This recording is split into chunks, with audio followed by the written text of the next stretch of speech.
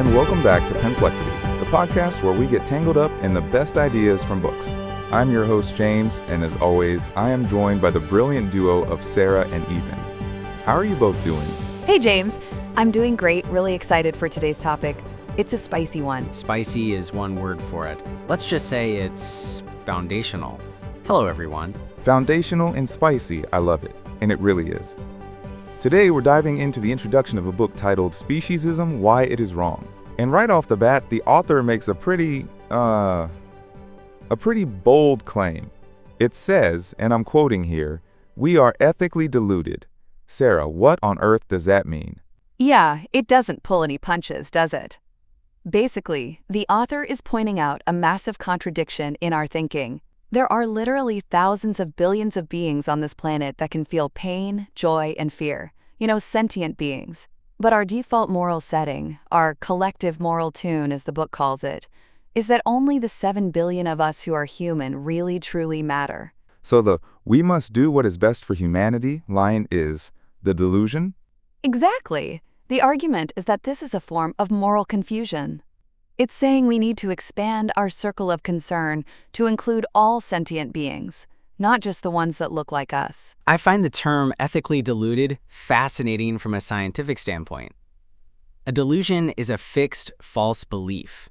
And if you look at our collective behavior, our prioritizing of human interests above all others, often to the extreme detriment of non-human animals, it does function like a fixed belief. It's a bias so ingrained we don't even see it as a bias. We see it as common sense. So this bias has a name, right? That's the title of the book, Speciesism. That's the one. The book gives a really clear definition from philosopher Oscar Horta.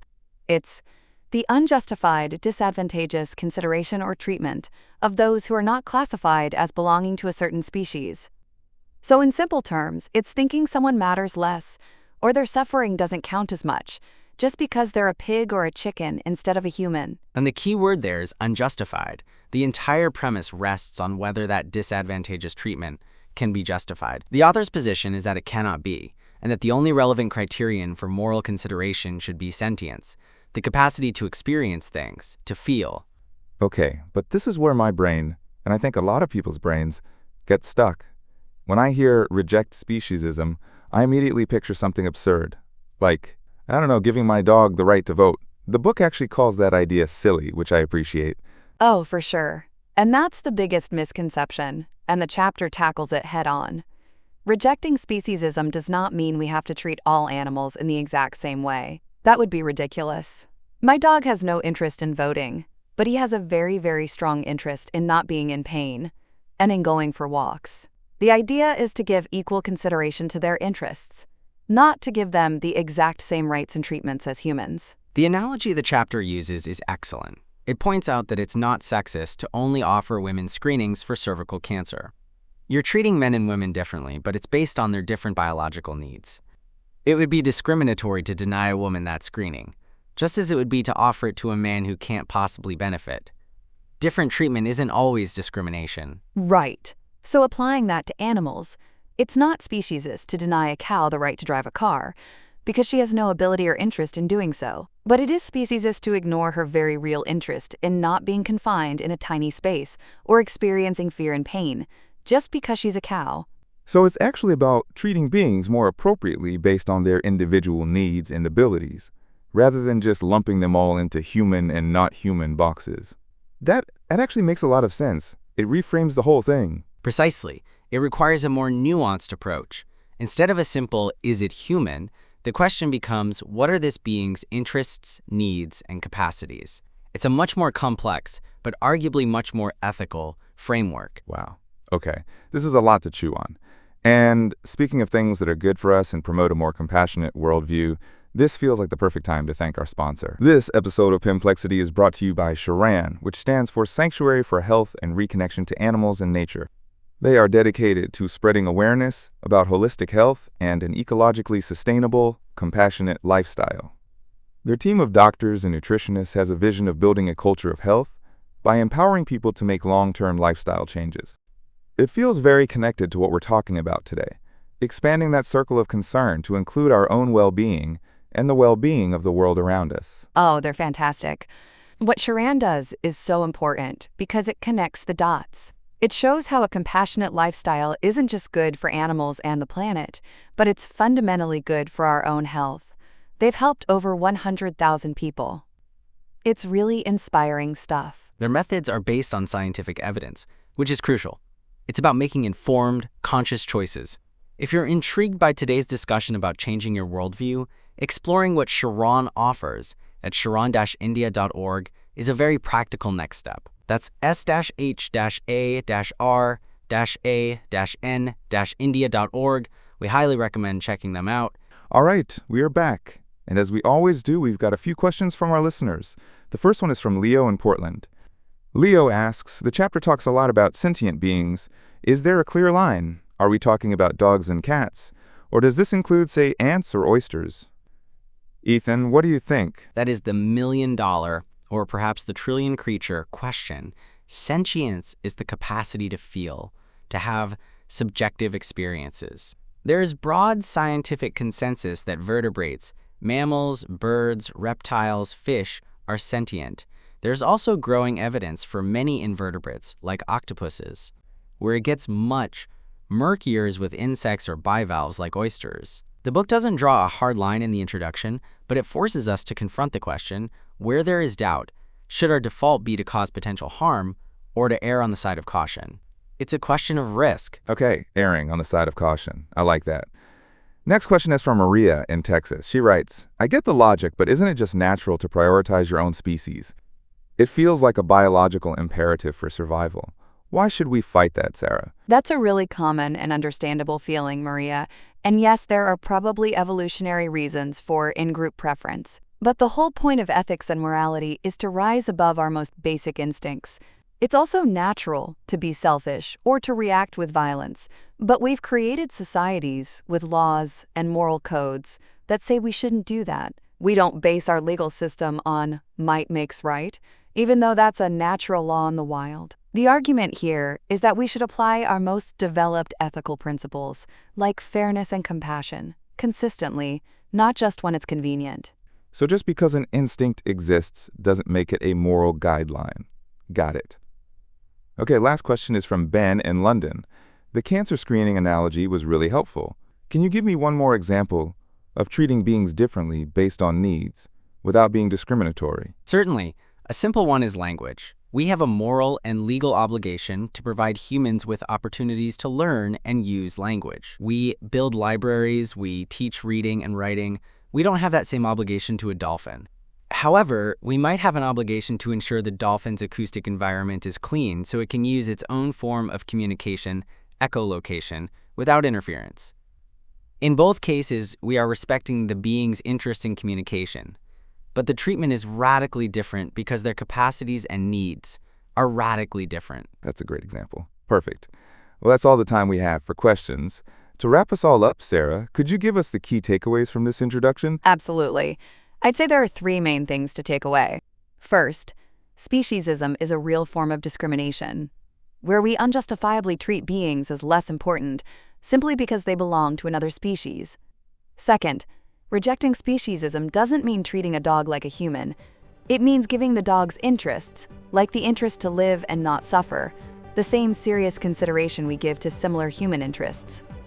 And third, and maybe most importantly, adopting this view requires a profound, deep change in our attitudes and our entire worldview. Profound is the word. Thank you both so much.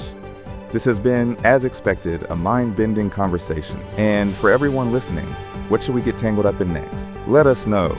You can find us on all social media platforms at Penplexity and on our website, penplexity.com. Until next time, keep questioning.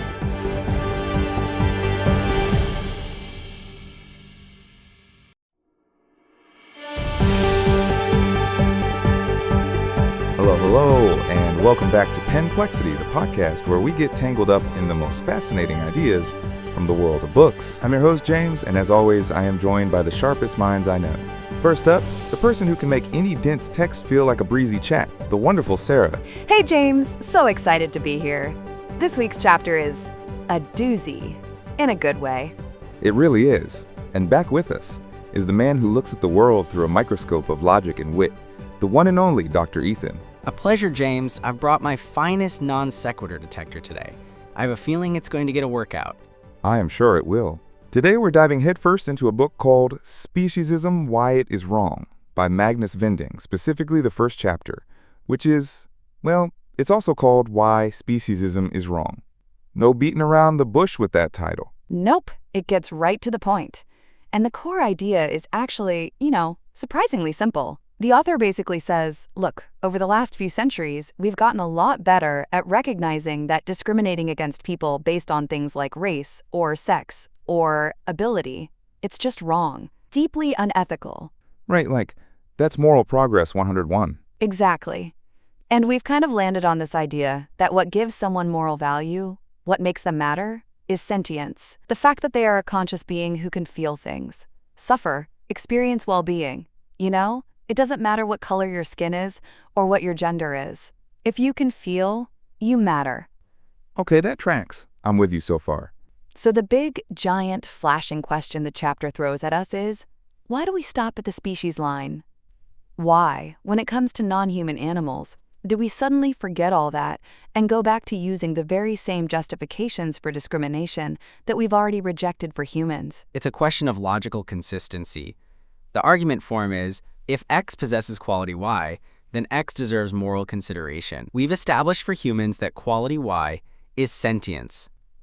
The chapter then points out that countless non-human animals also possess quality Y. To then deny them moral consideration, that's a logical fallacy. It's special pleading. Special pleading. I like that. It sounds very scientific.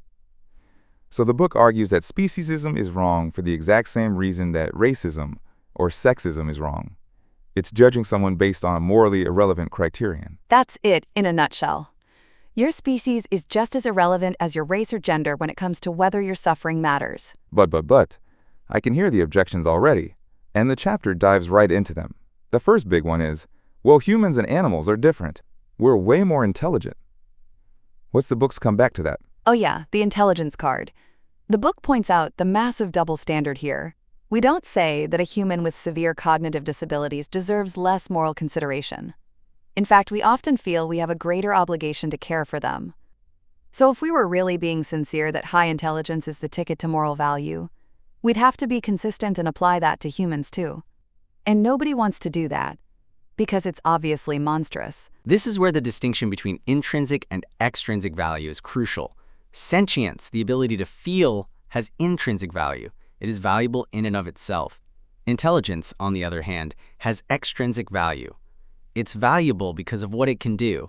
It can help create more well-being or reduce suffering. A being can have immense extrinsic value, or very little, but that doesn't change their intrinsic value, which is rooted in their capacity to have experiences.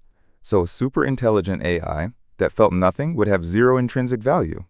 But a mouse that can feel pain and fear has tons of it. Precisely. And humans, it's worth noting, have the greatest potential for extrinsic disvalue. We're uniquely capable of causing suffering on a planetary scale. Oof, good point. Okay, so what about the next objection? The one that says animals don't belong to the moral community because they aren't moral agents.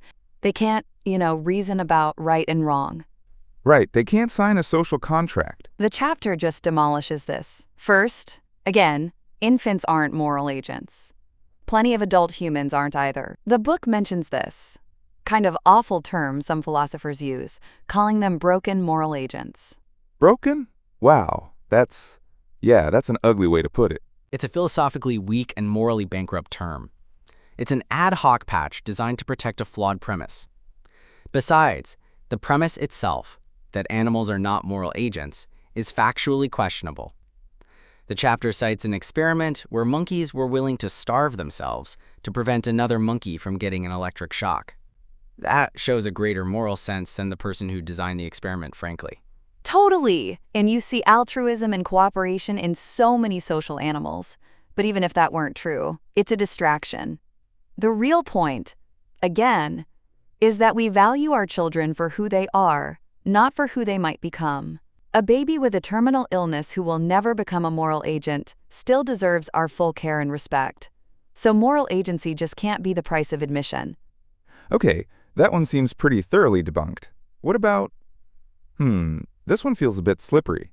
The idea that what matters is the kind you belong to. Just being a member of the human species, full stop, is what counts.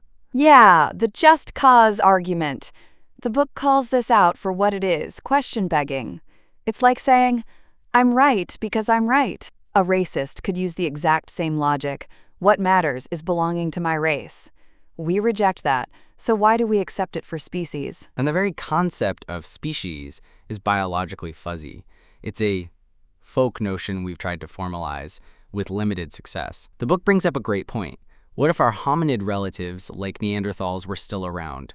We know humans and Neanderthals had children together. So would discriminating against them be racism or speciesism? The line is arbitrary. It shows speciesism is just a less fashionable cousin of racism. And then it gets even weirder with the thought experiments. The human-dog hybrid? Ah, yes, the mad scientist scenario. It's a classic philosophical stress test. If you gradually turn a human baby into a dog-like creature with genetic engineering, at what point does it lose its moral value? When it's 10% dog DNA? 50%? There's no non-arbitrary answer, which exposes the weakness of the kind-based argument. The container, the body, shouldn't matter. It's the contents, the conscious experience, that does. It really exposes what the book calls body-ism. We'd never kill a human-shaped being with the mind of a chicken, so why is it okay to kill a chicken-shaped being with the mind of a chicken? It's the body we're focused on, not the mind inside. Wow. Bodyism. I've never heard that before, but it clicks immediately. You know, all this talk about compassion, holistic thinking, and connecting our actions to well-being, it actually feels like a perfect moment to talk about our sponsor. Oh, for sure. This episode is brought to you by Sharan, which stands for Sanctuary for Health and Reconnection to Animals and Nature.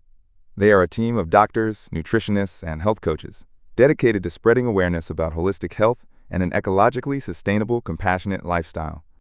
Their mission is to help you achieve your highest health potential by empowering you to make long-term lifestyle changes.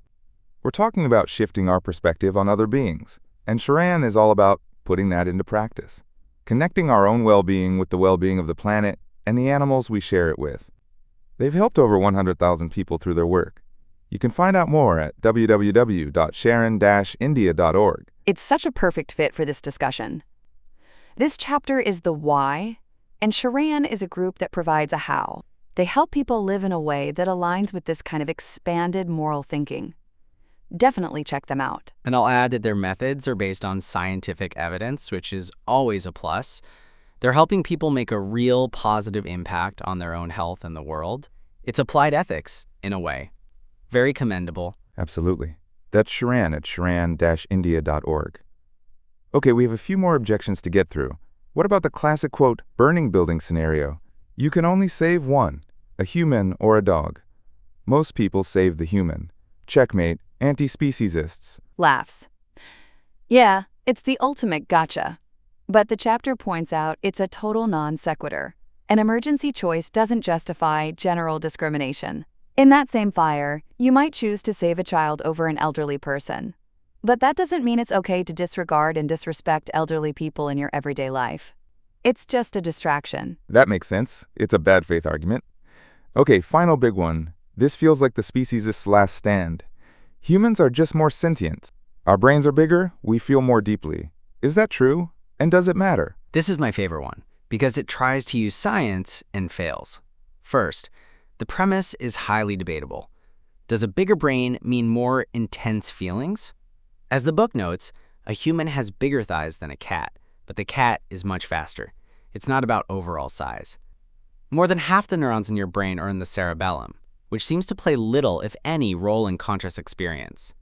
It's about specific structures like the basal ganglia, which are found across vertebrates. And there's that wild argument from Richard Dawkins the chapter brings up, that maybe less intelligent animals need to feel more pain to learn a lesson. Like, a human can touch a hot stove once and think, right, noted, fire bad. But another animal might need a really, really massive jolt of pain to get the message to stay away. Whoa.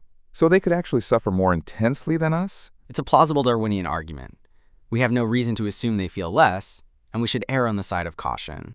But even if we grant the premise, let's say, for argument's sake, that some beings are less sentient, we don't apply this logic to humans. We don't argue that humans born with smaller brains or less complex neurological structures deserve less moral concern. We still agree their fundamental interests, to live, to be free from pain, should be protected. To deny that to non-humans is, once again, just plain speciesism. It always comes back to that double standard. Amazing. All right, let's pivot and take a few questions from our listeners. First one is from Leo, who asks, isn't this whole idea just too extreme? Where do you draw the line? Insects? Bacteria? Ethan? That's the line drawing fallacy. The difficulty of drawing a precise line doesn't invalidate the clear cases. The chapter is clear on this. It suggests all vertebrates and many invertebrates, like cephalopods, are sentient. For others, it's an open question. The ethical response when faced with uncertainty is not to assume a null hypothesis of non-sentience, but to err on the side of caution. We don't have to have a perfect final answer for every organism to know that a pig or a cow or a chicken certainly qualifies. Great answer. Next, from Maya. The chapter mentions the human-dog hybrid thought experiment. Does the author really think that's possible? I can take this one. It's not about whether a mad scientist is going to do this tomorrow in their basement. It's a thought experiment designed to test our moral intuitions. It pushes our beliefs to their logical conclusion to see if they hold up. And as the book points out, with modern genetic engineering, we're already creating beings with multi-species DNA, so the lines are blurring in reality, not just in thought experiments. Makes sense. And one last question, from Ben. If we accept this, does it mean a human life and a mouse life are of equal value? Sarah, what do you think? That's the million-dollar question, isn't it? The key isn't necessarily about equal value in some abstract mathematical sense. It's about unjustified disadvantageous consideration. It means a mouse's fundamental interest in not being tortured and killed shouldn't be overridden by our trivial interest, like, as the book says, palate pleasure. It's about giving them full moral consideration, not zero. It means their lives and well-being matter, and we have a duty to protect them from avoidable suffering. That's a really important clarification. Wow, okay, this has been an incredible, mind-bending discussion. To wrap us up, Ethan, can you try and distill this whole chapter into a few key takeaways for us? Certainly. 3 main points. 1. Speciesism is a form of discrimination, philosophically identical to racism and sexism, as it's based on a morally irrelevant characteristic species membership. 2. The only relevant criterion for intrinsic moral value is sentience, the capacity to have experiences like suffering and well-being. 3. All the common justifications for speciesism, appeals to intelligence, moral agency, kind, or even brain size, collapse under scrutiny because they rely on double standards that we would never, ever accept if they were applied to fellow human beings. Perfectly summarized. And that is all the time we have for today on Penplexity. Thank you, Sarah and Ethan, for another brilliant conversation. Anytime, James. The pleasure was mine. So what do you, our listeners, think we should get perplexed by next? Let us know. You can find us on all the socials at Penplexity and on our website, penplexity.com. Hit that follow button, tell a friend, and until next time, stay curious.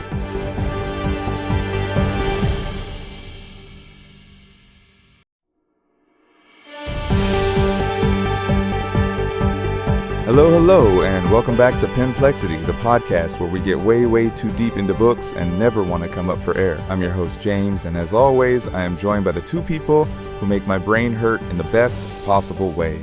First, the lively and ever relatable Sarah. Hey everyone, so excited to be here. And the man who can find a scientific principle in a fortune cookie, the wonderfully witty Ethan. A fortune cookie is merely a baked carbohydrate delivery system for a probabilistic aphorism. But hello! See? Exactly.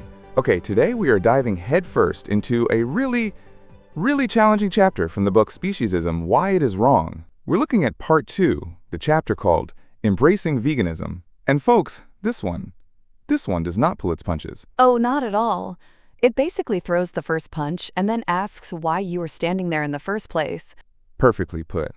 So, Sarah, the chapter kicks off with a massive claim. It says the most obvious implication of rejecting speciesism is that we have to embrace veganism. Full stop. Can you unpack that for us? Yeah, absolutely. The author's point is that if you truly believe that it's wrong to discriminate based on species, then you can't justify using animals for things we don't need. And the book is very clear that the reasons we eat and wear animals are, well, it calls them frivolous. Frivolous. Ouch. So I really love the taste of bacon argument is frivolous. According to this chapter, yes, it puts taste, habit, and convenience in that category. It says we would never, ever accept those reasons for harming a human, right? No matter what that human's cognitive abilities were. We wouldn't say, oh, it's just a habit of mine to lock people up. So applying a different standard to animals is by definition speciesism. And what's so interesting is how the argument is framed as a logical inevitability. It's not presented as, you should be a vegan because it's nice. It's presented as, if you accept premise A, which is that speciesism is wrong, then conclusion B, veganism, necessarily follows. It attempts to move the conversation from the realm of personal choice into the realm of logical consistency.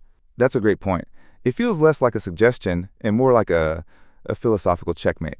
The chapter then goes into this really intense analogy about wearing human skin. It's pretty graphic. It is, but it's powerful. The point is, we wouldn't wear a jacket made of human skin, even if that person was already dead, right? The idea is repulsive. And the reason it's repulsive is because it would morally denigrate that person, and all people. It reduces them to an object, a thing.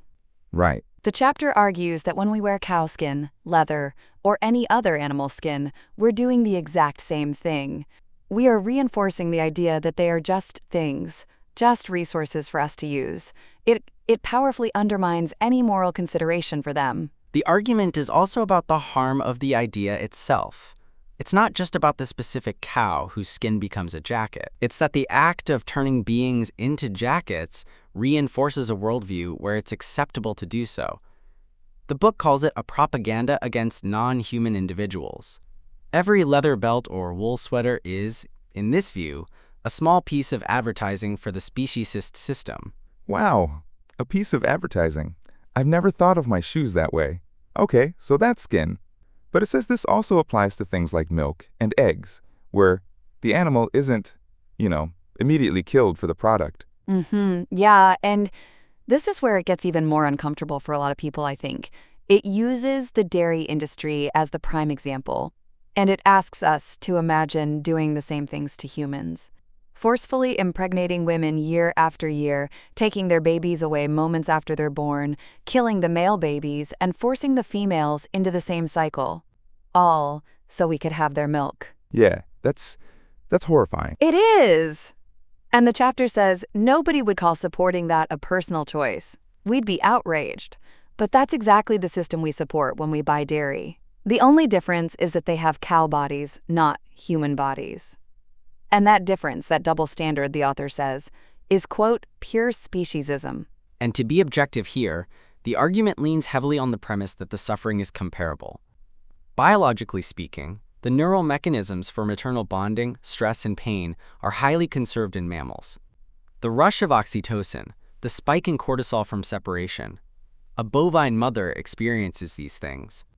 So while the scenario is an analogy, the underlying physiological and emotional distress it describes it's not a work of fiction. Man, it really reframes something as normal as, a glass of milk or a slice of cheese into something else entirely. This feels like a good moment to pause and talk about our sponsor, because we are deep in a conversation about health, lifestyle, and our connection to the world around us. And that's exactly the world our sponsor, Sharon, operates in. Sharon, which stands for Sanctuary for Health and Reconnection to Animals and Nature, is dedicated to spreading awareness about holistic health and an ecologically sustainable, compassionate lifestyle. They are a team of doctors, nutritionists, and health coaches with a vision of building a culture of health. Their mission is to help you achieve your highest health potential by empowering you to make long-term lifestyle changes. We've been talking about some big, difficult ideas, and organizations like Sharon provide real practical pathways for people who want to make a change. They've helped over 100,000 people worldwide. That sounds fantastic. I love that they focus on empowerment and long-term changes. It's not a fad diet, it's about building a culture of health.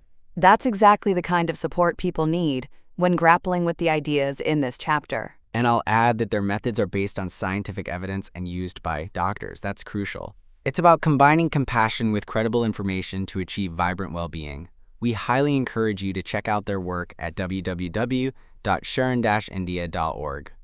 All right, so back to it. The chapter kind of brings it all home by saying our daily habit of eating animal products is the single most powerful thing that reinforces speciesism. Ethan, you mentioned the word propaganda. It seems like the author sees this as a psychological trap. Precisely. It's about cognitive dissonance. The chapter says we are naturally inclined to try to defend and rationalize our habits.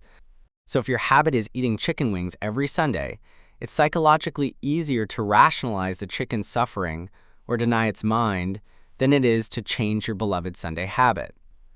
By participating daily, we are forced to defend the system daily, which makes it almost impossible to see it objectively.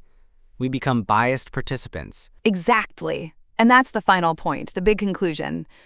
Veganism is the first step we must take in order to go beyond speciesism. You can't dismantle the master's house using the master's tools, right? In this case, you can't dismantle speciesism while you're still, well, eating it for lunch. Wow, okay. This has been heavy. Let's turn to some questions from our listeners. First one is from Leo. Leo asks, what if I only buy from humane or ethical farms? Does the chapter's argument still apply, Sarah? That is such a common and important question. And based on the pure logic of this chapter, yes, the argument still applies. The core problem it identifies isn't just suffering. It's the exploitation and killing of a sentient being for what it calls a frivolous reason, like taste. So even on a happy farm, the animal is still being raised and killed for our palate pleasure.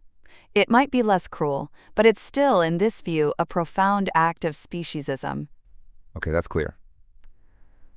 Next question from Maya. The chapter focuses a lot on mammals like cows. What about insects or animals we feel less connection to? Ethan? A fascinating question that pushes the boundaries of the argument. The chapter's logic rests on sentience, the ability to have subjective experiences, like feeling pain. With mammals and birds, the scientific evidence for sentience is overwhelming. With insects, it's far more ambiguous. Many scientists argue they have nociception, a reflex to damaging stimuli, but not necessarily the subjective ouch experience of pain. The principle of the chapter would apply to any being we have strong evidence to believe is sentient. Where that line is drawn is a matter of ongoing scientific and philosophical debate. So it's a follow the science on sentience kind of situation. Got it. And our last question is from Ben. He asks, this feels so all or nothing. Isn't just reducing my meat consumption a good enough step? From a practical standpoint, of course, reducing consumption has a positive impact. Fewer animals are harmed. But from the philosophical standpoint of this specific chapter, it would say no, it's not good enough to solve the core problem. It goes back to that human skin analogy. We wouldn't say, I'm going to reduce my wearing of human skin jackets to just weekends. The act itself is what reinforces the morally defunct view. The chapter argues that anything short of a strict commitment is still a participation in, and therefore a reinforcement of, speciesism. Man, all or nothing. Okay, to try and wrap our heads around all of this, Ethan, could you summarize the key takeaways from this chapter for us? Of course. There are three core takeaways. First, the rejection of speciesism as a philosophical position logically requires the practice of veganism. Second, our primary reasons for using animals, taste, fashion, habit, are deemed frivolous and are not justifications we would accept for exploiting any human. Third, the daily, habitual consumption of animal products functions as a psychological mechanism, a propaganda, that reinforces our speciesist views and prevents us from clearly seeing the ethical problem. Therefore, veganism is presented not just as a diet, but as the essential first step to breaking that cycle. A perfect, if challenging, summary. Thank you both, Sarah and Ethan. This was a big one. A lot to think about. It really was. Thanks for having me. My pleasure. And to all of you listening, what book or chapter should we get perplexed by next? Let us know. You can find us on social media at Penplexity, that's Penplexity, and on our website, penplexity.com. Until next time, keep reading and stay curious.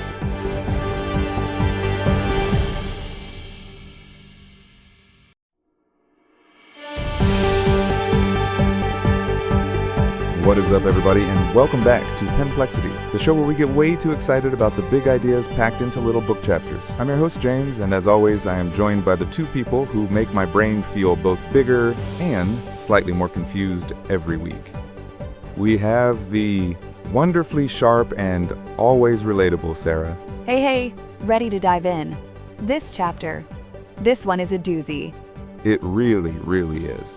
And, of course, the man who can find a scientific principle in a fortune cookie, the brilliant Dr. Ethan. Hello, James. And for the record, fortune cookies exhibit fascinating principles of thermal expansion and brittle fracture, but I suspect today's topic is a bit more ethically charged. You could say that. Today, we are tackling a chapter from the book Speciesism, Why It Is Wrong, and the chapter is called Abolishing the Property Status of Non-Human Animals. So yeah, buckle up, folks. No kidding. It kicks off with a punch to the gut, basically. It says future generations will look back at us and be completely baffled. Like, how could these people see human slavery as this huge, obvious moral failing, and then turn around and see absolutely nothing wrong with owning, using, and killing other sentient beings just because they weren't human? Right, it frames it as this wild contradiction. We answer the question of human slavery with a hard no, and the question of non-human animal slavery with a hard yes, and the only reason is because they aren't human. Sarah, as our guide through the text, what's the core argument here? The core argument is that single reason, because they aren't human, is just not good enough. The book calls it speciesism, plain and simple. It's a prejudice based on species, just like racism is a prejudice based on race. And if we reject that prejudice, then the whole idea of animals as property has to go. And from a scientific perspective, the premise is sound. The characteristic of being human is genetically defined, sure, but it's not ethically relevant. What is relevant, and what we can observe across species, is sentience, the ability to experience pain, fear, joy, well-being, to have a subjective experience of the world. If we decide that it's wrong to inflict suffering on a sentient being, then the species of that being, it's an arbitrary line to draw. The nervous system doesn't check the DNA before it fires a pain signal. Okay, but hold on. Let me play devil's advocate. I own my dog, Winston. The law says he's my property, but I don't treat him like a thing. I treat him like my furry, slightly less intelligent than me son. Is the legal status of property really the problem? That's the exact question the chapter tackles, and it argues, yes, it is the problem. Because for every wonderful, loving relationship like you have with Winston, the property status legally allows for millions, even billions of animals to be treated exactly like things. Like inanimate objects, their entire value is reduced to how much money they can make someone. Precisely. It creates a system where well-being becomes an economic variable.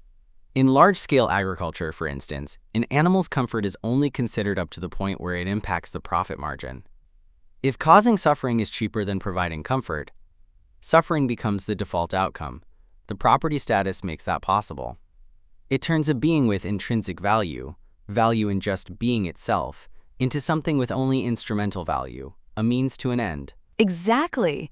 That's the key phrase from the chapter, means rather than ends. We'd never say it's okay to treat a human as a means to an economic end, but we do it to animals constantly. And the book's point is that this is a mistake that is, and I'm quoting here, guaranteed to cause harm. Wow, okay. Guaranteed to cause harm.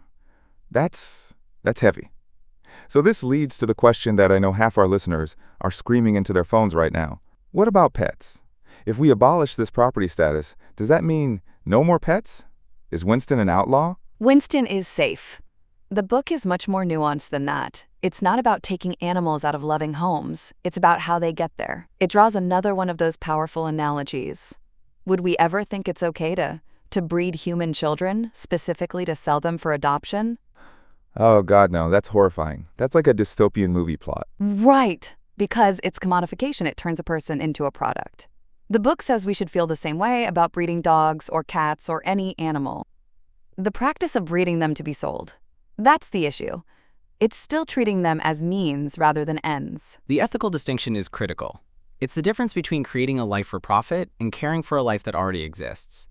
The first is an act of commodification. The second, the act of adopting an animal from a shelter who already exists and desperately needs care. That is an act of compassion. It's a rescue. The framework shifts from, I'm buying a product, to I'm taking on a responsibility for a being in need. So it's not no pets, it's adopt, don't shop, but elevated to a fundamental moral principle.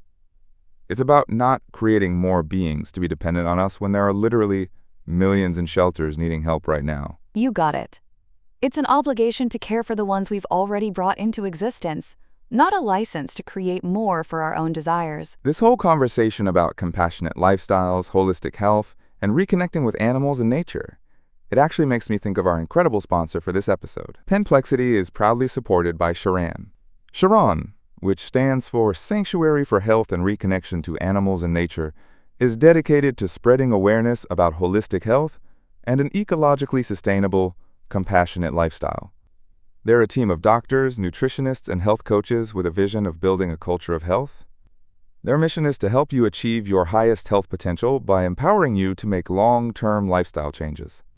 Their methods are based on scientific evidence and have positively impacted over 100,000 people worldwide through books, talks, workshops, and consultations.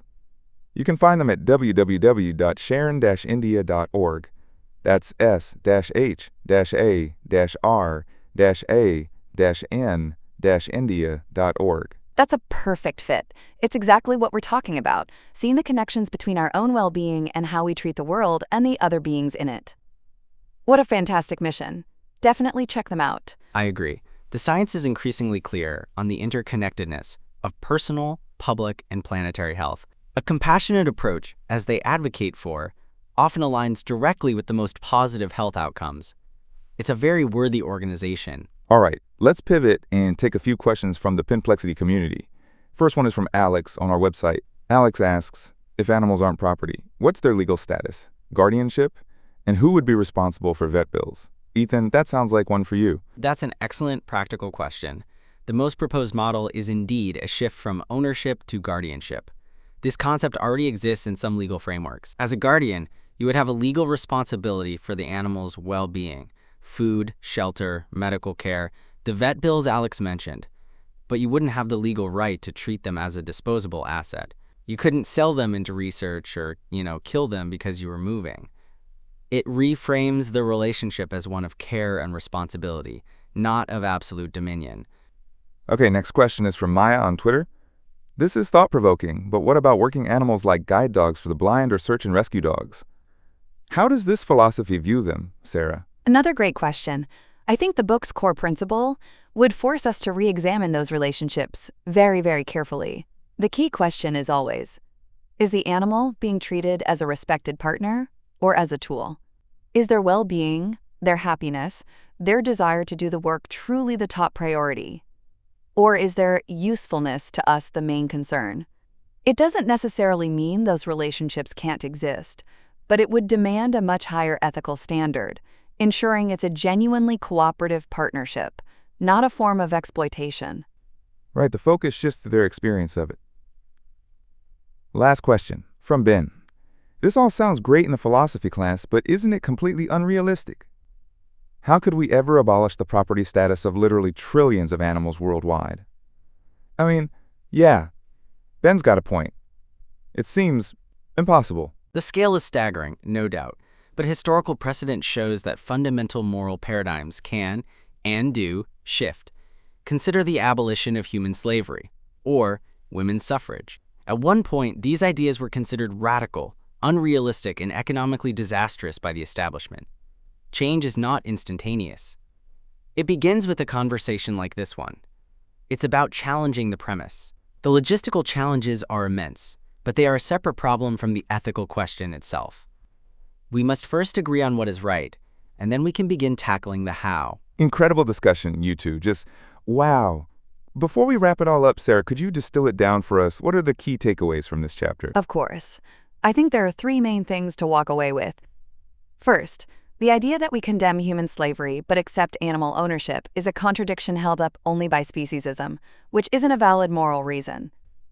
Second, legally classifying sentient beings as property is inherently wrong because it reduces them to things and makes their suffering inevitable, especially in commercial systems.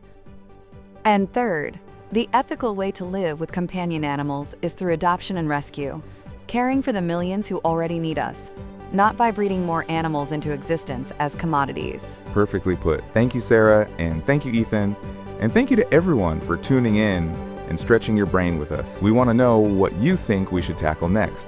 Is there a book, a chapter, an idea that's been rattling around in your head? Let us know. You can find us on all the socials at Penplexity or on our website, penplexity.com. Until next time, stay curious.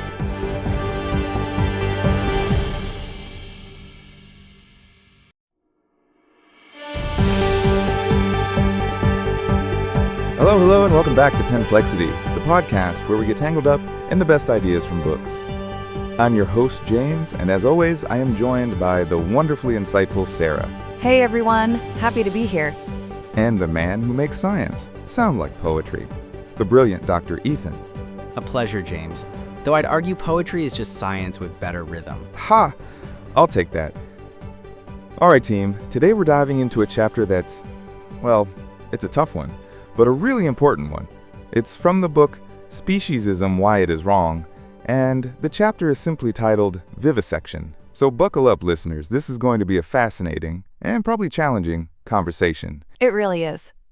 But the chapter starts with this just devastatingly simple observation that kind of sets the whole stage. Yeah, lay it on us, Sarah. What's the big opening salvo? Okay, so the author points to Richard Ryder, who actually coined the word speciesism, and Ryder points out this massive inconsistency in how we justify animal testing. We say we have to experiment on them because they are biologically so similar to us. That's the justification. But then, when we need to justify it morally, we say it's okay because they are so different from us. They aren't us. Whoa. Wait, so you're like me, so this drug test will work, but also you're not like me, so I don't feel bad about it. Exactly. It's this perfect paradoxical loop that lets us do what we want. You can't have it both ways, but we do. And from a scientific standpoint, that paradox is built on a shaky foundation. The chapter nails this. It says the asymmetry actually goes the other way. We have tons of evidence that animal bodies are often, frankly, poor models for human bodies. The way a rat metabolizes a drug can be wildly different from a person. Really? I always just assumed they were like little furry practice humans. A common misconception. But the flip side of that asymmetry is we have zero solid basis for saying their ability to feel pain, to suffer, is any different from ours. In fact, all the neurological evidence points to the opposite. Their capacity for suffering is likely very similar. And that's the real gut punch, isn't it? The one area where we claim they're different for moral reasons is the one area they're most likely the same. It all just boils down to speciesism. The chapter is super clear about this. It asks, why don't we do non-consensual experiments on humans? Well, because that's horrifying. Right. And it doesn't matter if the human is in a coma or has severe cognitive disabilities or is an orphan. We just have a line, a rule. Thou shalt not experiment on non-consenting humans. Period. But that line disappears for other species. It's a double standard, and there's no logical defense for it. This leads to another point the chapter makes that I found kind of personally convicting. It talks about how confused most people are about this.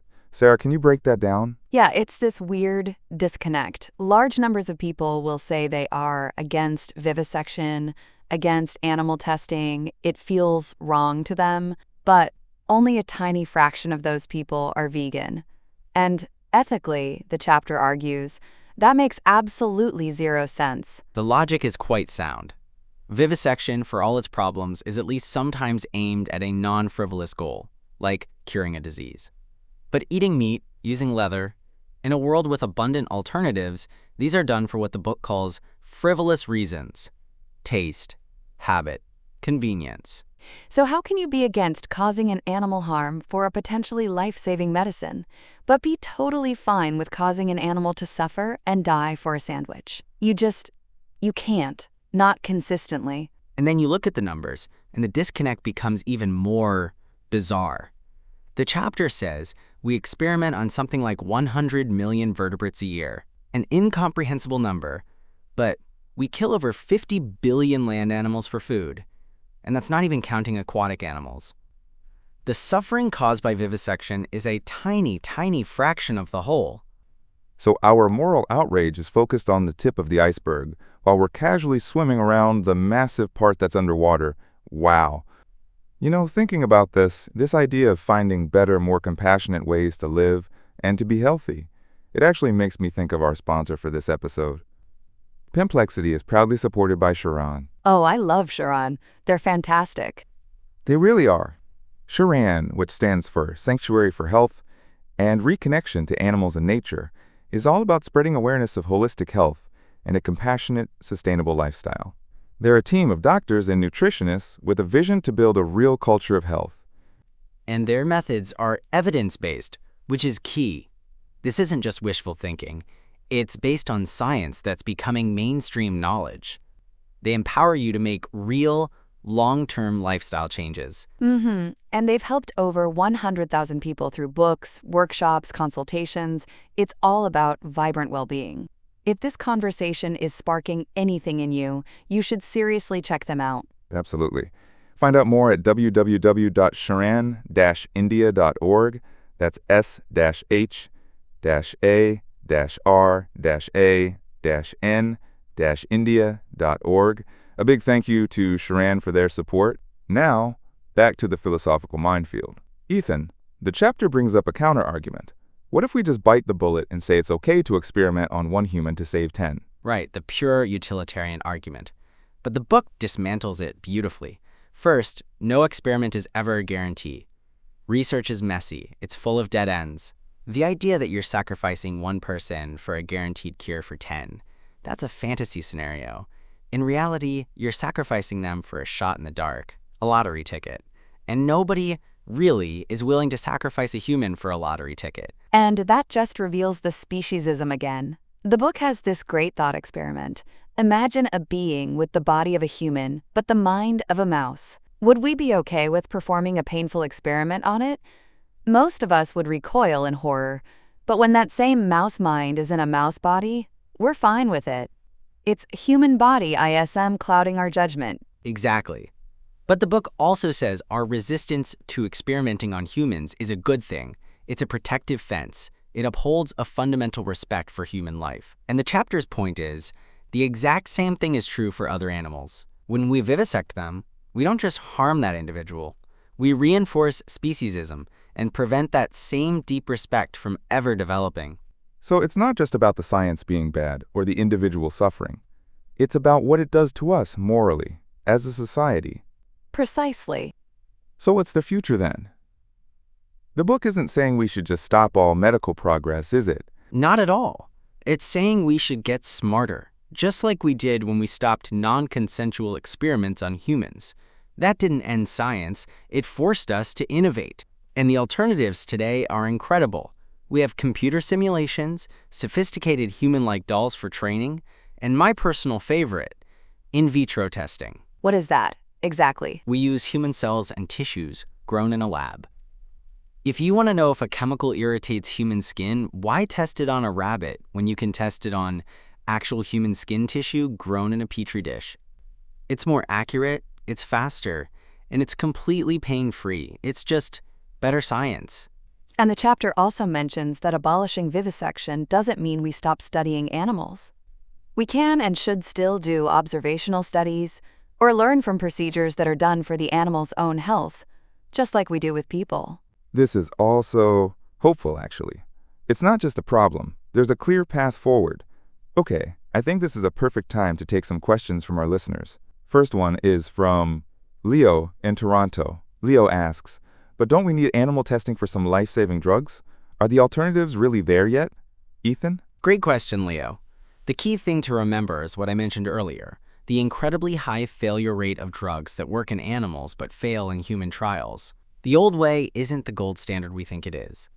And yes, the alternatives are here and getting better and cheaper every single year. Organ-on-a-chip technology, for example, simulates human organ function. It's a paradigm shift. The future is moving away from animal models because they are ethically fraught and scientifically inferior for predicting human response. Excellent. Next question is from Maya in London. She writes, I'm against animal testing, but I'm not vegan. The chapter calls me inconsistent. Is it really that black and white? Sarah, that sounds like one for you. Hi, Maya.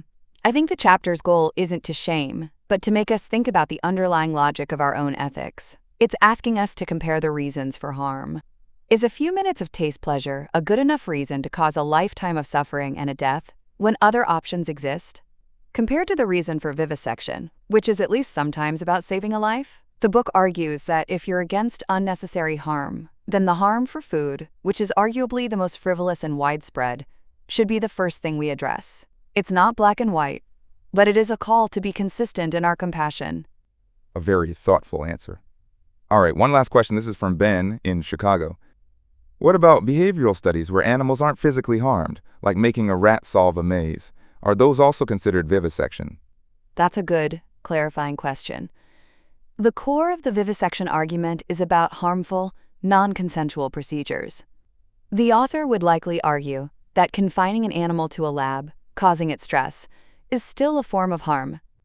But the chapter's main thrust, and its strongest argument, is against the painful, invasive experiments. It champions methods like observational studies in the wild or in sanctuaries as a better way to understand animal behavior, because you're seeing the real animal, not a stressed-out version in a box. Perfect. This has been such a deep and really mind-expanding discussion. Sarah, as we wrap up, could you summarize the key takeaways for us from this chapter? Of course. I think there are three main things to walk away with. First, that core inconsistency. We test on animals because they're like us, and we justify it because they're not like us. Seeing that contradiction is the first step. Second, the sheer disproportion of it all. Our moral attention is hyper-focused on vivisection, which is a fraction of the harm we cause animals for food and other frivolous reasons. And third, and most importantly, there is a better way. Abolishing vivisection doesn't mean stopping progress. It means forcing ourselves to develop more ethical and often more scientifically accurate alternatives like simulations and in vitro testing. It's a path toward better science and better ethics. Brilliant.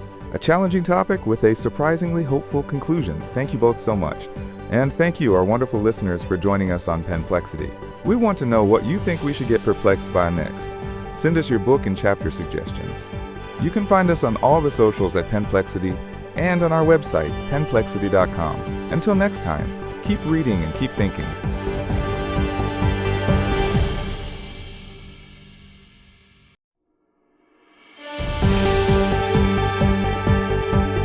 Hello, and welcome back to Penplexity, the show that gets tangled up in the most fascinating ideas from the world of books. I'm your host, James, and as always, I am joined by the brilliant and ever-insightful duo, the wonderful Sarah. Hello, hello. So excited for today's topic. It's a real mind-bender. And the man who can find a paradox in a piece of toast, the one and only Ethan. A pleasure. And for the record, the paradox is how something so simple can bring such profound morning joy. It's a daily conundrum. See, this is what I mean. Today, we're diving headfirst into a chapter that, I have to admit, really challenged me. It's from the book Speciesism, Why It Is Wrong, and the chapter is called Granting Proper Moral Consideration to Non-Human Animals in Nature. It essentially asks, should we be intervening in nature to stop animal suffering? Like lions eating zebras, it feels wrong to even ask, but the arguments are compelling. Oh, they're so compelling. And that's the core of it, James. The chapter argues that if we genuinely believe that animal suffering is bad, then it's bad wherever it happens. It doesn't matter if it's in a factory farm or on the Serengeti. Suffering is suffering. Which, from a purely logical standpoint, is a consistent position. However, it throws a rather large philosophical wrench into the long-held doctrine of let nature be nature. We tend to romanticize the wild as a place of balance and purity, a system that we shouldn't touch. Exactly. You know, nature, red and tooth and claw and all that. It's just the way things are. But the book says that's not good enough. Sarah, can you unpack that a bit? This idea of positive and negative duties? Yeah, absolutely. So, most of the animal rights movement has focused on what the chapter calls negative duties. That means our duty is to not do bad things to animals. Don't exploit them, don't test on them, don't eat them. And that's super important, obviously. But the chapter says that's only half the story. Okay. We also have positive duties. That's the duty to actively help, to prevent harm. The book gives this incredibly stark example. If you saw a human about to be eaten by a lion, you'd feel a moral obligation to help, right? To not help would be a massive moral failure. Of course. No question. So the chapter asks, why is it different when the victim is a zebra? To say we should help the human but not the zebra is, well, it's speciesism. It's valuing one life over another purely based on what species they belong to. But the practical implications are staggering. One human-lion interaction is an isolated incident. Applying this principle universally means we would be morally obligated to intervene in, well, every predator-prey interaction on the planet. The ecological chaos would be unprecedented. Preventing predation would lead to population explosions, starvation, disease, potentially causing far more suffering than the initial act of predation itself. I hear you, Ethan, and the chapter isn't saying we should all run into the woods tomorrow and break up squirrel fights. It's about establishing the moral baseline first. The what before the how. And it points out this massive double standard we have with the animals we do control. Oh, this was the part that got me. The zebra in the zoo versus the zebra in the wild. That was, yeah, talk about that. It's such a brilliant point. So if we have a zebra in a zoo, everyone agrees we have a duty of care. We wouldn't just set it free into a field full of lions. We'd call that horrific, right? Because we feel responsible for it. But the chapter points out that the wild zebra, who is about to suffer the exact same horrible death, gets no such consideration. We just say, oh, well, that's nature. Yeah, wow. It's a double standard. The suffering is identical. The only difference is the animal's location, whether it was born in our care or in the wild. The book gives this a name, fairism. It's like racism or sexism, but it's discrimination based on whether an animal is wild. It's just as unjustified. I will concede the term fairism is precise. It neatly identifies a cognitive bias. We feel a direct causal responsibility for the zoo animal, a responsibility we don't feel for the wild one. One could argue this isn't an arbitrary prejudice, but a recognition of different causal chains. We put the zebra in the zoo. We did not put the other zebra on the Serengeti. But does that absolve us? The classic ethical dilemma is seeing a stranger drowning. You didn't push them in, you have no connection to them, but most people would agree you have some moral obligation to at least try to help. Your awareness of their suffering creates a responsibility. The chapter argues it's the same for wild animals. Our inaction is a choice. My brain is officially overheating. This is a lot to chew on. And speaking of things that are good for you and promote well-being, it's the perfect time to thank our sponsor. This episode of Penplexity is brought to you by Sharan. That's the sanctuary for health and reconnection to animals and nature. Sharan is dedicated to spreading awareness about holistic health and a compassionate, sustainable lifestyle. They're a team of doctors and nutritionists with the vision of building a culture of health, empowering you to make long-term lifestyle changes based on real, scientific evidence. They've helped over 100,000 people through books, workshops, and consultations. It's funny, we're here talking about our moral duties to animals, and Sharan is all about building a more compassionate connection to them and to our own health. You can find out more at sharan-india.org. They do fantastic work. It's really about expanding that circle of compassion, which is so relevant to our discussion today. Definitely check them out. Indeed. An approach to health that is evidence-based and holistic is the gold standard. A worthy organization. All right, we're back. And Ethan, there was a number in this chapter that just floored me. It said something like 99.9% of all animals live in nature. Is that even possible? Oh, yes, the order of magnitude is correct. If you start counting, truly counting, insects, nematodes, crustaceans, fish in the sea, the number of individual sentient lives in the wild is orders of magnitude greater than the number of humans and domesticated animals combined. It's a number so large it's almost meaningless to our brains. And that's the final, devastating point the chapter makes. For us to pat ourselves on the back for caring about animal rights, while completely ignoring the suffering of 99.9% of them, it's a moral failure. It's actually deeply anthropocentric, because we're still centering the conversation only on the animals that we humans interact with directly. We're ignoring the vast majority of suffering on the planet because it happens outside our little bubble. Man, it really reframes everything. Okay, let's take a few questions from our listeners, because I know their heads are spinning too. First one is from Alex, who asks, isn't interfering with nature just playing God? It's the quintessential question. And my answer is, we are already playing God, we just happen to be doing it badly and unconsciously. Through climate change, deforestation, and pollution, we are already intervening in nature on a planetary scale, with catastrophic results. The chapter is arguing that if we are going to intervene, perhaps we should do so with a clear moral purpose, the reduction of suffering. It's not about hubris, it's about responsibility. Okay, great answer. Next, we have a question from Maria. This is all very philosophical, but what would helping wild animals even look like in practice? That's a fantastic question. And it doesn't have to be sci-fi stuff right away. It can start small. We already do things like rescue animals trapped after oil spills or care for wildlife injured in fires. That's a form of intervention. On a slightly larger scale, it could mean developing vaccines to eradicate painful diseases, like rabies in wild populations. The first step isn't to have all the answers.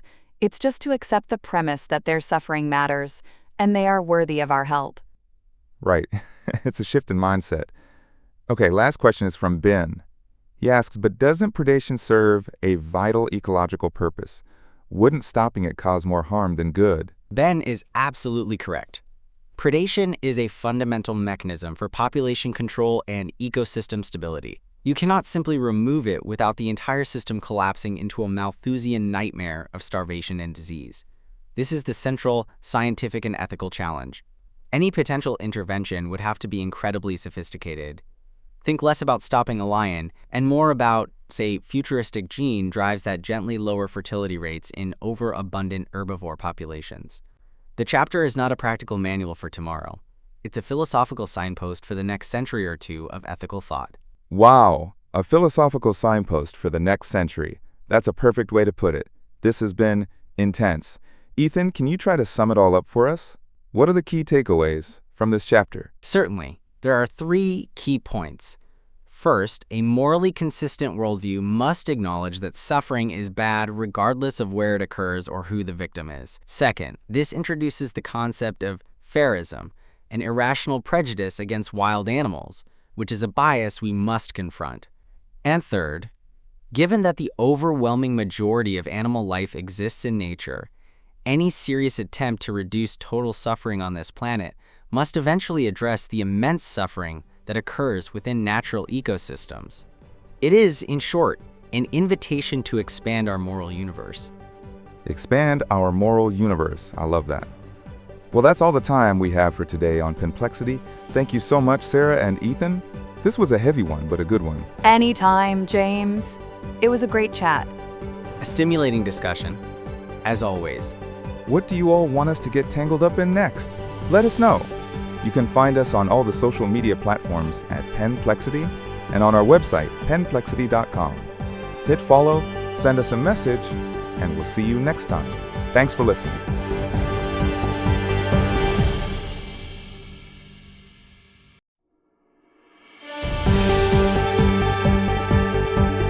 Welcome back to Penplexity, the show that gets tangled up in the best ideas from the world of books. I'm your host, James, and as always, I am flanked by brilliance. Aw, James. Way to make a girl blush. He says that to all his brilliant guests, Sarah. It's true, I do. But you're both here, so you're both brilliant. We have the wonderfully lively Sarah, our subject matter guru, and the perpetually thinking about something deep Ethan, our resident witty scientist. Welcome back, guys. Happy to be here. Likewise. All right, so today we are diving into a chapter that, well, it poked my brain a bit. It's from the book Speciesism, Why It Is Wrong, and the chapter is called The Conservationist Delusion. And let me tell you, it comes out swinging. It really does. It basically takes this idea that we all hold dear, save the whales, protect the pandas, and it flips it completely on its head. The chapter argues that our focus on conserving species is, and I'm quoting here, bizarre, confused, and starkly unethical. Whoa, okay, unethical is a strong word. When I think of conservation, I think of good people in khaki shorts trying to stop a beautiful animal from disappearing forever. What's unethical about that? Well, the first delusion the chapter tackles is the idea of a status quo in nature. We have this image of a perfect, balanced nature that we need to preserve. But that's not how nature works at all. The book hits you with this statistic that 99.9% of all species that have ever lived on Earth are already extinct. 99.9%? That's basically everything. Basically everything. Extinction is the norm.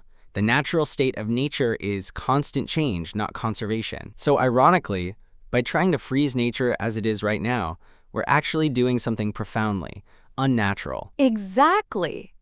And that's not even the biggest problem. The core ethical argument is that focusing on the species makes us forget about the individuals. It turns animals into things. They become mere representatives of their species, not sentient beings who have their own lives and their own well-being to worry about. Okay, so you're saying we care more about the label panda than the actual individual panda munching on bamboo? That's the argument, yeah. The chapter makes this really powerful comparison. It says, imagine if we applied this logic to humans. What if we said, oh, we need to conserve this particular race of people because we're worried about losing human biodiversity? Oof. No, that's obviously horrible. That sounds like some creepy eugenics project. Right? It's instantly and obviously racist and unethical. We'd never say that because we understand that what matters is the well-being of each individual human, not the preservation of the group they belong to. The book's point is, why do we suddenly abandon that core ethical principle when we're talking about non-human animals? And that is the definition of speciesism in a nutshell. Drawing a moral line based purely on species membership. The chapter argues that the ethic of conservation doesn't just fail to challenge this, it actively reinforces it, it codifies it, it makes it a praised moral dogma. I see the logic, but my brain is still fighting it. What about keystone species? Like, if you don't conserve the wolves in Yellowstone, the deer population explodes. They eat all the vegetation, the rivers erode, and everything collapses. Isn't conserving that one species preventing a cascade of suffering for countless other individual animals? That is such a good question, and it's one the chapter addresses. It's not about letting ecosystems collapse. Of course not. It's about a fundamental shift in our reasoning. The goal shouldn't be, quote, preserve the wolf species for the sake of the ecosystem. The goal should be to make decisions that lead to the greatest well-being for all the sentient individuals involved. The wolves, the deer, the beavers, everyone. The ecosystem's health is instrumental to their well-being, not the other way around. Precisely, we view it backwards. We talk about the health of the ecosystem as if the ecosystem is the patient, but the ecosystem doesn't feel or suffer. The individuals within it do. We shouldn't be trying to conserve a population of wolves because they are a useful tool for, quote, biodiversity. That's still an instrumental view. We should care about the wolves because they are individuals who can suffer and flourish. So the why matters more than the what. We might end up doing the same action, protecting the wolves, but the ethical foundation is completely different. We're doing it for the individuals, not the abstract concept. You got it. And that shift in why prevents us from making really speciesist choices, like the one the book points out. We pour millions into saving, say, the orangutan, because it's an endangered species, which is a noble thought. But at the very same time, we support systems that cause immense suffering to billions of chickens and fish, because they belong to species that are not endangered. It's a total contradiction. Wow, yeah. The panda versus the chicken. That really clarifies the double standard. You know, this whole conversation about shifting our focus towards individual well-being and creating a more compassionate lifestyle actually makes me think of our sponsor. This episode of Penplexity is brought to you by Sharan, which stands for Sanctuary for Health and Reconnection to Animals and Nature. Sharan is an organization dedicated to spreading awareness about holistic health and an ecologically sustainable, compassionate lifestyle. Their team of doctors and nutritionists want to empower you to make long-term lifestyle changes based on scientific evidence, helping you reach your highest health potential. They've helped over 100,000 people through books, workshops, and consultations. It's really about building a culture of health for everyone. That's a perfect fit for today's topic. It sounds like their entire mission is about focusing on individual well-being and making conscious, compassionate choices, which is exactly the ethical shift we've been talking about. Listeners should definitely check them out at www.sharon-india.org. I'm always encouraged when I hear about organizations grounding their methods in scientific evidence. Making a positive impact on that many lives is no small feat. It's worth a look. That's sharon-india.org. All right, and we are back. My head is still spinning a bit, but I think it's time to see what our listeners are thinking. We've got a few questions here. First one is for you, Sarah. It says, so does this mean we should just let all endangered species die out? That feels really wrong. Totally understand why it feels wrong. And the answer is no, absolutely not. The book isn't arguing for inaction. It's arguing for a change in motivation. We should absolutely intervene to help animals who are threatened. But we should do it because those individuals are facing suffering and death, not because we're trying to preserve a species label on a museum wall. The focus is on welfare, not collection. Got it. Okay, next question is for Ethan. The chapter dismisses the idea of biodiversity, but isn't biodiversity crucial for the health of the planet? That's a very common and intuitive thought. The chapter's perspective would be to ask, what do we mean by the health of the planet? That's a very abstract, almost human-centric concept.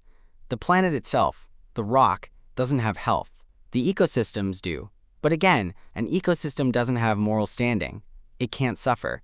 The sentient individuals within it can. So if promoting biodiversity also happens to promote the well-being of the most individuals, great. But if we have to choose between preserving an abstract notion of both the biodiversity and protecting the well-being of an individual creature, the chapter argues our moral compass must point to the individual.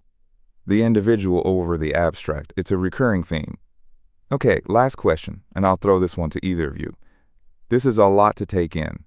What's a simple, practical first step someone can take if they agree with this idea? Oh, that's a great one. I think the simplest first step is just awareness. The next time you see a nature documentary or a news story, consciously try to see the animals as individuals, not just symbols of their species. And think about that panda versus chicken idea in your own life. Start questioning those invisible lines we draw. That simple mental shift is the foundation for everything else. I love that. A simple mental shift. Okay, before we wrap up, this was a heavy one. Sarah, could you give us the key takeaways, the bullet points for our brains? You bet.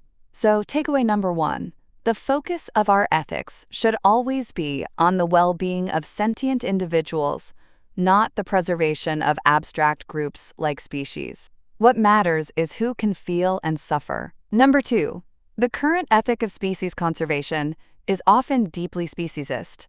It values animals based on how rare they are, not based on their capacity to live and feel, and it treats them as tools for our own goals, like maintaining, quote, biodiversity.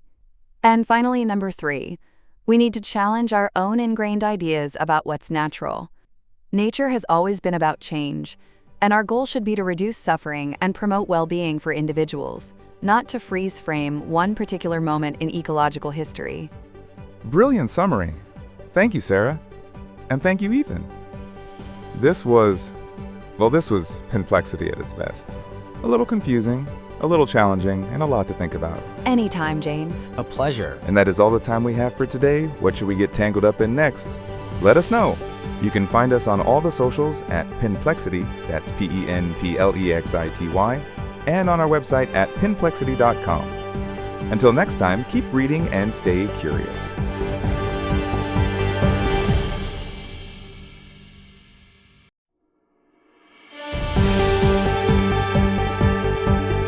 What is up, everyone, and welcome back to Penplexity, the podcast where we get tangled up in the most fascinating ideas from books. I'm your host, James, and with me, as always, are the two people I trust most to untangle my brain, the ever-relatable and brilliant Sarah. Hello, hello. Happy to be here. And the man who makes science sound like poetry, the witty Ethan. A low bar, James, but I'll take it. Good to be here. All right, so today's chapter it's a spicy one. It's from Speciesism, Why It Is Wrong, and it's called Intervening in Nature, an Imperative. And it basically argues that this whole idea of leaving nature alone is not only wrong, but cruel. It really flips the script, doesn't it?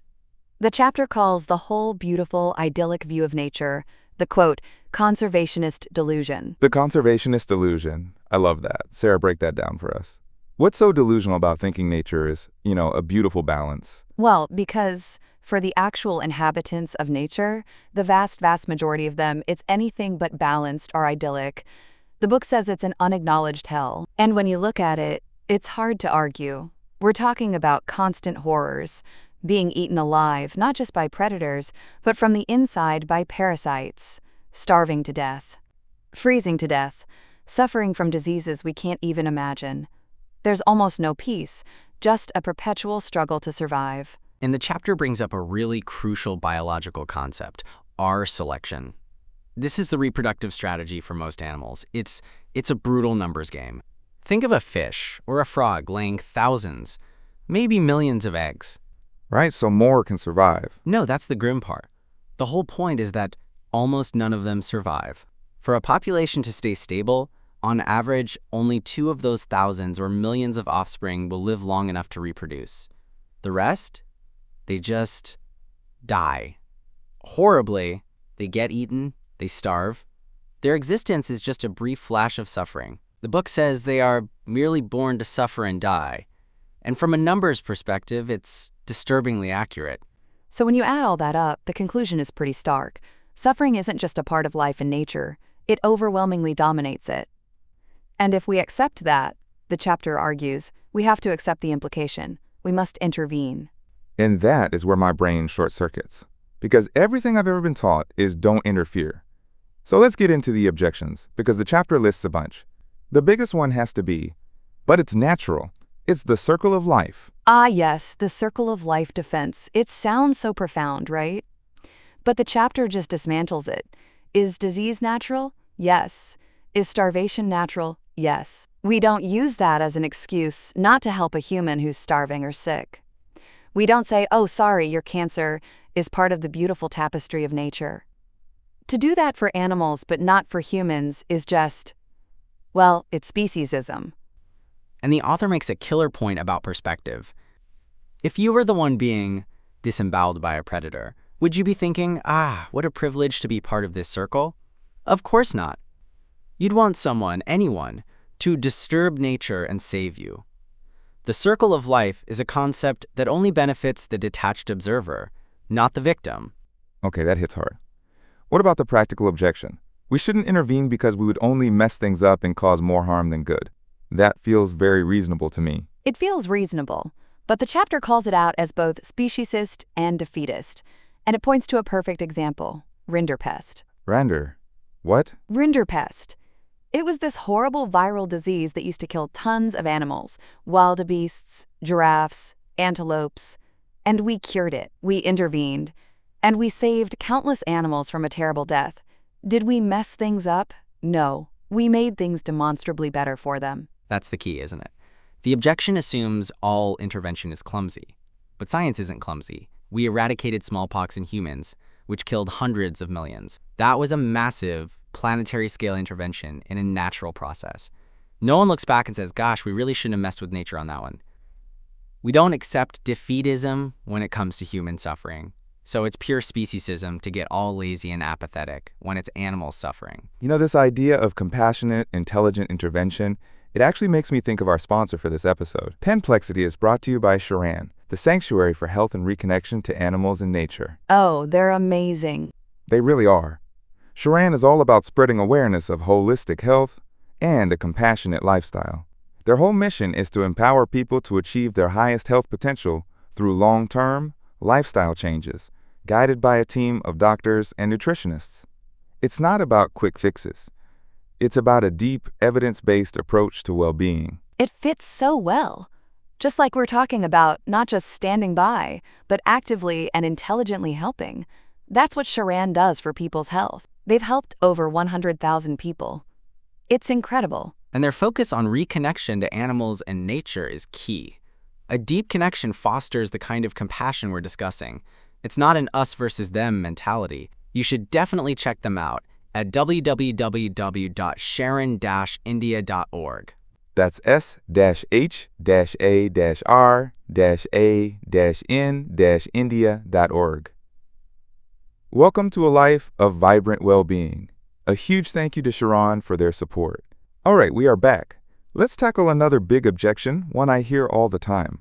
We abuse and kill billions of animals in factory farms. We should end that first. And then we can talk about suffering in nature. This one is so tricky because it sounds so morally righteous.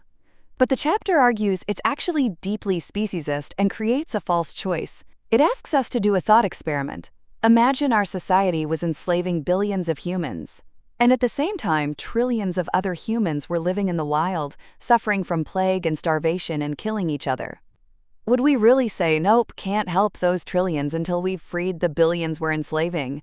It's unthinkable. Exactly. The assumption that it's an either-or situation is the fallacy. The author argues they're actually mutually reinforcing goals. The ethical muscle you build by taking the suffering of a wild animal seriously is the exact same muscle you need to recognize the injustice of factory farming. Rejecting speciesism is an all-in proposition. You can't just apply it to the victims you feel responsible for. Right. And we can't just put wild animal suffering on hold for potentially centuries while we solve all human-caused problems. We can and should do both. Mind blown. Okay, let's open the floor. We've got a few questions from our listeners. This first one is from Alex in Toronto, who asks, "This is all fascinating, but what does large-scale intervention actually look like? Are we talking about airdropping vegan burgers for lions?" Ha! A fair question. No, probably not airdropping burgers just yet. The first and most important step is research. It starts with things we're already doing, like targeted vaccinations for wild populations. Looking forward, it could mean things like using gene drive technology to edit out horrific genetic diseases, or developing new food sources for predators that don't rely on sentient prey. It sounds like sci-fi, but we don't get to that future by declaring it impossible today. We get there by starting the work. Great answer. Okay, next question is from Maria in Lisbon. Isn't this the ultimate human arrogance, to think we can play God with nature? I love this question because the chapter flips it right on its head. It asks, what's more arrogant? Intervening to save a creature from being ripped apart, or standing by watching it happen, and smugly thinking, I know better, and what's better is for you to suffer, because I've decided it's natural. That's the real arrogance. Apathy pretending to be wisdom. We already play God every single day by building cities and changing the climate. The chapter says, let's try playing God with a compassionate goal for once. Oof, that's powerful. Last question, from Kenji in Tokyo. If predators need to kill to survive, what happens to them? Isn't it wrong to stop them? This is where the chapter's thought experiment about humans comes in so handy. If there was a group of non-moral humans who had to kill to survive, we wouldn't just shrug and let them. We would see it as a tragedy for everyone involved, and we would move heaven and earth to find a substitute for them, to feed them without them having to kill. It's not about punishing the predator. The predator is also a victim of a brutal system. It's about breaking the cycle of violence for everyone's sake. The goal is a world with less suffering, period. Wow, okay. This has been a lot. My brain is definitely more tangled than when we started, but in a good way. Sarah, can you try to untangle it for us one last time? What are the key takeaways here? Okay, I'll try. I think there are 3 big ones. First, the romantic circle of life view of nature is a dangerous myth. For most sentient beings, it's a place of almost unimaginable suffering. Second, because of this reality, we have a moral obligation to intervene and reduce that suffering, just like we would for humans. And third, pretty much all the common objections against helping are based on a speciesist double standard and fall apart under scrutiny. The ultimate takeaway is a challenge to extend our compassion to all sentient beings, regardless of where they live or who or what is causing their pain. Extend our compassion to all sentient beings. What a perfect and perfectly challenging thought to end on. Sarah, Ethan, thank you both for this incredible conversation. Anytime, James. My pleasure. So what do you all think we should get perplexed by next? Let us know. Find us on social media at Penplexity or on our website, penplexity.com. Until next time, keep questioning.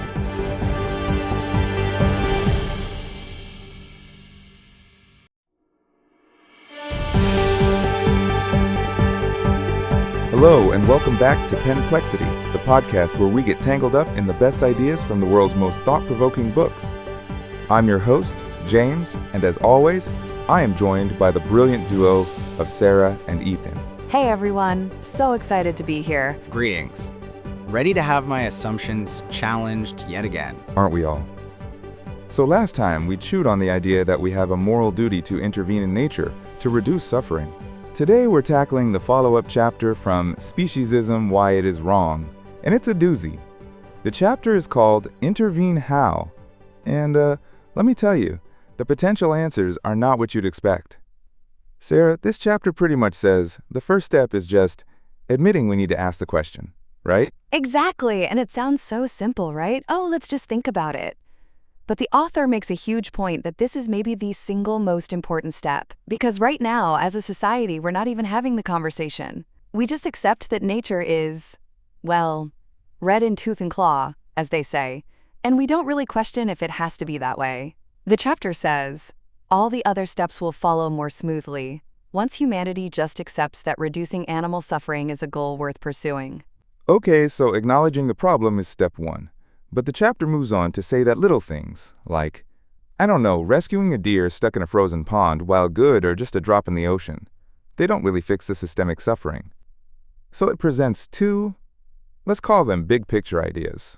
What are they? Okay, so buckle up. The two broad options are, 1, we alter sentient life on the planet, or 2, we phase it out. Whoa. Okay. Alter or phase out. Ethan, I can see your scientist brain whirring already. Let's start with alter. What does that even mean? This is the part that reads like pure science fiction, and I mean that as a compliment. The book introduces philosopher David Pearce's abolitionist project. The idea is to use advanced technologies, like genetic engineering and nanotechnology, to completely redesign Earth's ecosystems to eliminate suffering. Think of it as editing out the code for predation, for agonizing diseases, for pain itself, and replacing it with a predisposition for well-being. It sounds so incredibly ambitious. My first reaction is just, no way, that's impossible, we can't do that. And the author anticipates that gut reaction. He brings up what's called status quo bias. We're biased towards the way things are, just because that's how they are. He uses this great thought experiment. Imagine we find an alien planet where they've already done this. Their world is full of flourishing, happy beings. There's no predation, no parasites, no horrible suffering. Would we show up and tell them, you've made a terrible mistake. You need to reintroduce starvation and lions eating gazelles alive? Ha!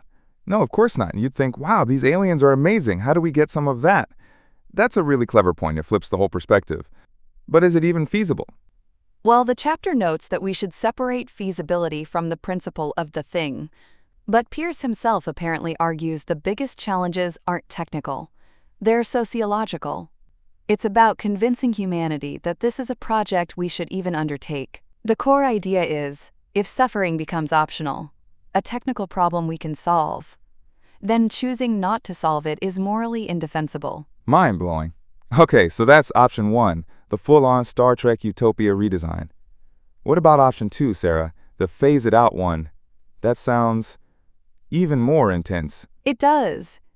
This is based on the philosopher David Benatar's antinatalism, which argues that coming into existence is always a harm. So we shouldn't bring new sentient beings into the world. Now, people hear that and immediately reject it for humans. But the chapter says the case is way, way stronger for most wild animals. Why stronger for them? Because of their life cycles. The book gives these brutal examples.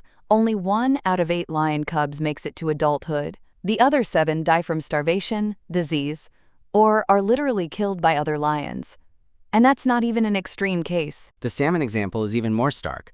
A single salmon can lay over 5,000 eggs. Of those thousands that hatch, only 2 on average will survive to reproduce. 2 out of thousands. Exactly. And the book asks, would we ever accept that for humans? Would we say it's okay for someone to have 1,000 children if we knew for a fact that 990 of them would die horrible, painful deaths in their first year? Absolutely not. So the author argues that allowing this in nature when we wouldn't for ourselves is pure speciesism. The status quo bias thought experiment comes back here too.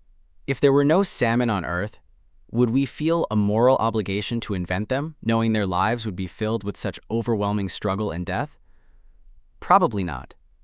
We'd probably feel an obligation not to create that suffering.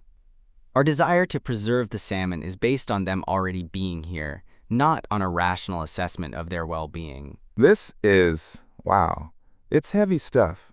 But the book also tackles the obvious objections, right? Like, don't animals have a right to procreate? And isn't this just us playing God and oppressing them? It does. For the right to procreate, it says that any right is limited when it causes massive harm to others.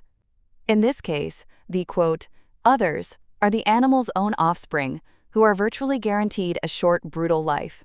So that act of procreation directly causes immense harm, which should limit the right. And on the oppression point, it's the opposite. The goal isn't to control animals for our benefit, it's to spare future generations from torment. The selfish, self-serving approach is actually the one we have now, laissez-faire, where we just leave them alone and reserve all our resources for ourselves. Intervening to prevent suffering is an act of compassion, not oppression. So the goal is to prevent harm, not just kill existing animals. It's about preventing future suffering. Right. Preventing procreation is not the same as killing. It's about preventing the existence of beings who are almost certain to live lives of deprivation and pain. You know, this whole conversation about creating a world with less suffering and more vibrant health for all beings actually makes me think of our sponsor. This episode of Penplexity is brought to you by Sharan, which stands for Sanctuary for Health and Reconnection to Animals and Nature. They are dedicated to spreading awareness about holistic health and an ecologically sustainable, compassionate lifestyle. Their whole mission is to help people achieve their highest health potential by making long-term lifestyle changes. It's really about creating a culture of health and vibrant well-being. That's a fantastic connection, James. While we're here discussing these huge, hypothetical ways to improve well-being on a planetary scale, Sharan is doing the work on a human scale, right now. Their methods are based on scientific evidence and have helped over 100,000 people. It's really inspiring. I agree. The chapter forces us to think about what a culture of health could mean on the grandest scale, and organizations like Sharan are pioneering what that looks like in our own lives. It's about empowerment and compassion, which is a running theme today. You should definitely check them out at www.sharan-india.org. Absolutely. That's sharan-india.org. A big thank you to them for their support. All right, let's get back to it. I want to take a few questions from our listeners that came in. First one is from Leo in Portland. Leo asks, this all sounds like playing God. Isn't there an arrogance in thinking humans can or should re-engineer the entire planet? Ethan, what do you think? That's the million-dollar question, isn't it? I think the counter-argument would be that we're already playing God, just very badly and unintentionally. Our actions have led to climate change, mass extinctions, and ecosystem collapse. We're already intervening on a planetary scale, just with our eyes closed. The argument in the book is that maybe we should start intervening with our eyes open, with a clear, compassionate goal in mind, instead of just letting our accidental, chaotic interventions run their course. Great answer. Okay, next question is from Maya in London. Isn't phasing out a species, even for compassionate reasons, still a form of extinction? And isn't that inherently bad? Sarah? That's a really good point, Maya. We're taught that extinction is one of the worst things imaginable. But I think this chapter forces us to ask why we think that. Is it bad because of some abstract loss of a species' name? Or is it bad because of the harm it causes to the individual members of that species? In the case of a species going extinct from, say, habitat loss, it's a tragedy of suffering and death. But in the phasing out scenario, the goal is to prevent future suffering. It values the well-being of the individual over the abstract concept of the species. It's a total paradigm shift. A paradigm shift indeed. Okay, last question. This is from David in Toronto. These are massive, futuristic ideas. What does the book say we should do right now? What can I, as one person, do today? The chapter is very clear on this, and it's almost disappointingly simple. The most important thing we can do right now is work on finding out how to best reduce suffering in nature. That's it. It means funding research, having these conversations, taking the problem seriously as a field of academic and scientific study. We're at step 0. So for David, it's about raising awareness, talking about these ideas, supporting organizations that research wild animal welfare. It's about building the sociological foundation so that when the technology arrives, we've already done the ethical homework. Start the conversation. I love that. Okay, to wrap this all up in a neat little bow, Sarah, can you give us the key takeaways from this chapter? Sure. I'd say there are 3 big ones. First, the problem of suffering in nature is enormous, and small-scale interventions, while good, won't fix it. Second, the potential large-scale solutions are radical. They involve either redesigning life to eliminate suffering or compassionately phasing out species whose lives are overwhelmingly negative. And third, and most importantly for us right now, the only certain answer is that we must start taking this question seriously. We need to dedicate real intellectual and scientific effort to figuring out how we can best help. The journey starts with asking the question. Brilliant summary. What a chapter. My brain feels like it's been stretched in about 12 different directions. Thank you both, Sarah and Ethan, for helping us unpack that. Anytime. A pleasure. And thank you to all of you for listening. We want to know what you think we should get perplexed by next. Drop us a line on our socials at Penplexity, that's Penplexity, or visit our website at penplexity.com and let us know. Until next time, keep questioning.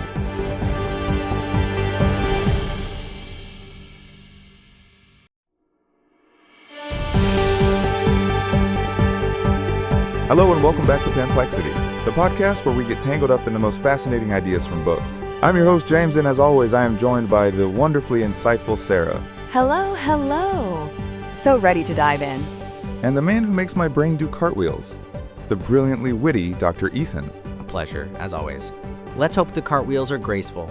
Today, we are tackling a short but, whoa, incredibly dense chapter from the book Speciesism, Why It Is Wrong. The chapter is called A Short Note on Insects. And folks, let me tell you, it is anything but a small topic. It basically asks the question, do bugs feel things? Which, I gotta be honest, I haven't spent a lot of my life thinking about. Sarah, where do we even begin? Well, the chapter starts with the most honest answer possible, James. We don't know. We just don't. And that uncertainty is really the whole point. Precisely. The problem is what philosophers call the problem of other minds. We can only infer sentience in other beings by analogy. We look at their behavior, their neurophysiology, and we compare it to our own. With a chimpanzee, that's one thing. With an ant, the analogy gets very, very stretched. Right, because an ant doesn't scream when it just does ant stuff. But the chapter says our failure to draw that analogy doesn't mean they're not sentient. They could even be intensely so. That word intensely really got me. And that's where the brain size discussion comes in. We tend to think bigger brain, more feeling, more smarts. But the author makes a fantastic point about our own brains. More than half of our neurons are in the cerebellum, which doesn't seem to be responsible for our conscious experience at all. It's a beautiful paradox. The cerebellum is a supercomputer for coordinating movement, but it seems to do it all in the dark, without any feeling or consciousness attached. So this fact can be used to argue both ways. How so? Well, on one hand, it shows that you don't need a massive number of neurons to produce consciousness, since our cerebrum does it with a minority of our brain cells. That's a point for the possibility of insect sentience. But on the other hand, it proves that massive, complex neural processing for movement can happen entirely without sentience. So maybe an insect is just a tiny, biological robot, like our cerebellum, running complex programs in the dark. And the chapter is very clear that these are just speculations. But it's also very clear about some really bad arguments people make. The first one is a classic. They don't have the brain parts we do, so they can't be sentient. Which is a spectacular non sequitur. It's like saying because a squid's eye evolved completely differently from ours, it can't see. Nature is the master of convergent evolution, finding different paths to the same solution. There's absolutely no law of nature that says only a vertebrate nervous system can create feeling. Okay, that makes total sense. What's the other bad argument? Oh, this one is the evolutionary argument. People say, well, insects live short lives, they live in big hives and sacrifice themselves. They can't learn much, so there's no evolutionary reason for them to feel pain. That one feels kind of compelling on the surface, If a bee is just going to sting you and die, why would it need to feel the pain of that? Because most of the time, that bee isn't stinging you. It's navigating the world, avoiding being eaten, finding food. It needs to preserve its own existence. And pain is a great motivator for that. The chapter makes a great point. Human soldiers have sacrificed themselves for their group. Does that mean they couldn't feel pain? Oof. No point taken. What about the learning part? I thought they were just little instinct machines. That's a common misconception. Bees, cockroaches, they've shown quite advanced learning abilities. But even if they hadn't, the argument is weak. Think about someone with severe amnesia. They can't form new memories. They can't learn in that sense. But if you touch their hand to a hot stove, do they not feel intense pain? Of course they do. Exactly. The point of intense pain isn't just to teach you a lesson for next time. It's a motivational signal that screams, do something now. An insect would benefit from that just as much as we would. Okay, wow. My entire view of the ant I saw in my kitchen this morning is shifting. It seems like the reasons we have for dismissing them are maybe not about them at all, but about us, our biases. Yes, the author points out 3 huge ones. The first is sizeism. We just instinctively feel like a big lobster is more likely to be sentient than a tiny ant. It just feels more important. Which is demonstrably false, even by our own crude metrics. An ant brain has more than double the neurons of a lobster's brain. A bee has 10 times as many, so our intuition is just wrong. The second bias is convenience. Oh my gosh, wouldn't it be so much easier if they didn't feel anything? The world is already so full of suffering. If we have to add trillions of insects to the equation, it gets messy. It's more comfortable to just assume they're fine. And the third one, in comparison to us, the idea that they don't matter because our brains are so much bigger. A deeply flawed line of reasoning. The chapter puts it perfectly. If we met aliens with brains 1,000 times more complex than ours, would that suddenly diminish the value of human life? Would our pain matter less? Of course not. Wow. You know, this conversation about seeing the world differently, about compassion and having a holistic view of health, it makes me think of our sponsor. This episode of Penplexity is brought to you by Sharon. That's the Sanctuary for Health and Reconnection to Animals and Nature. They are dedicated to spreading awareness about holistic health and an ecologically sustainable, compassionate lifestyle. Their team of doctors and nutritionists has a vision of building a culture of health, helping you achieve your highest potential through long-term lifestyle changes. Their methods are science-based and have helped over 100,000 people worldwide. You can find books, talks, workshops, and consultations at their website, sharan-india.org. Welcome to a life of vibrant well-being. That is such a perfect sponsor for this topic. Their work is all about expanding our circle of compassion and understanding how our health is connected to the health of the planet and the other beings on it. Indeed. A truly holistic view must eventually grapple with the questions we're discussing today. I'd encourage everyone to check out their work at sharan-india.org.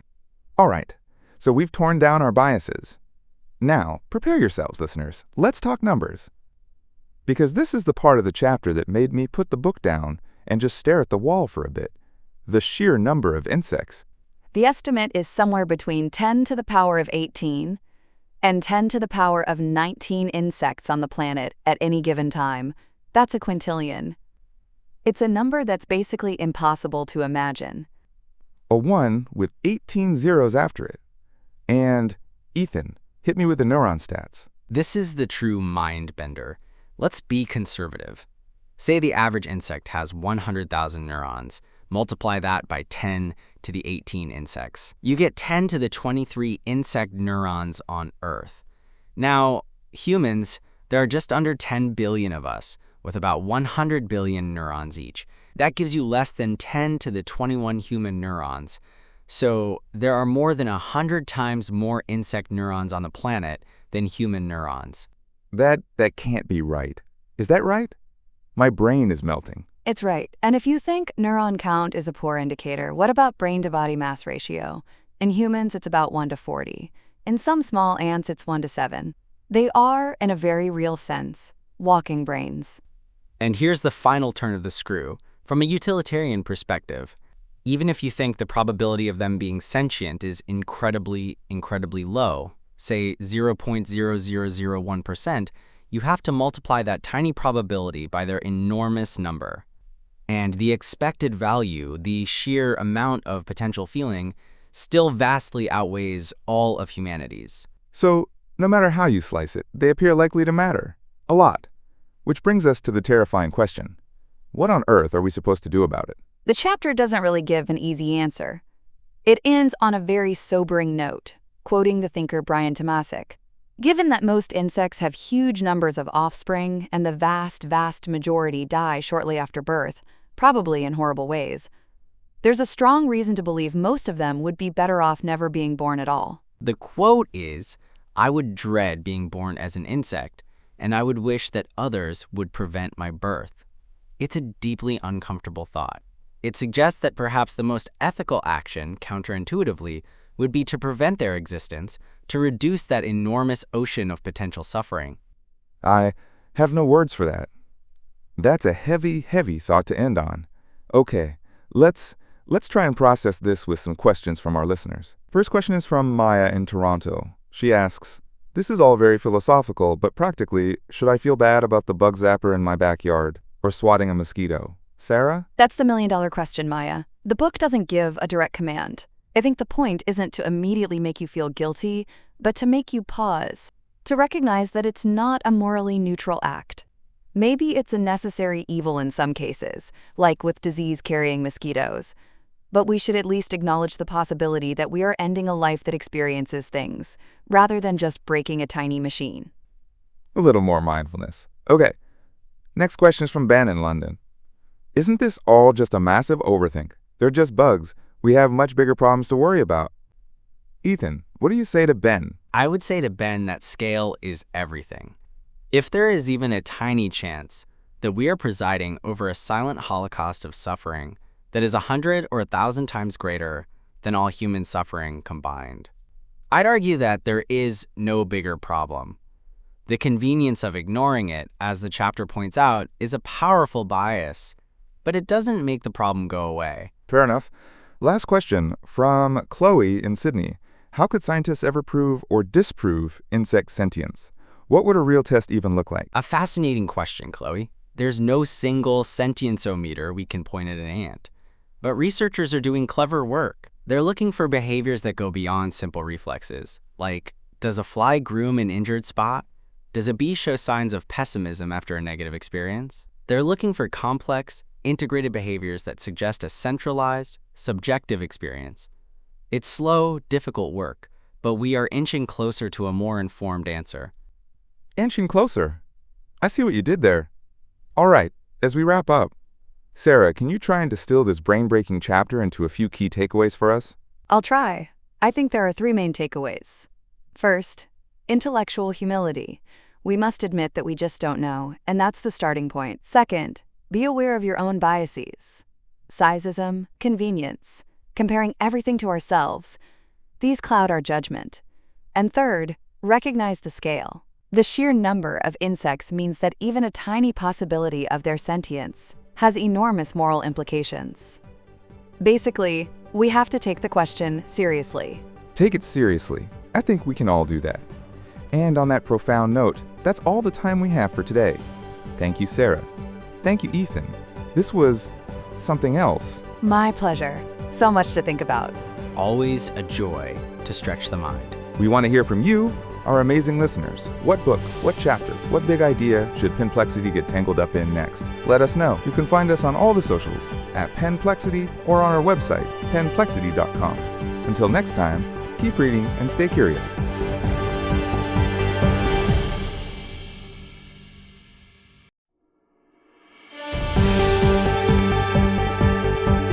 Hello and welcome back to Penplexity, the show where we get tangled up in the most fascinating ideas from books.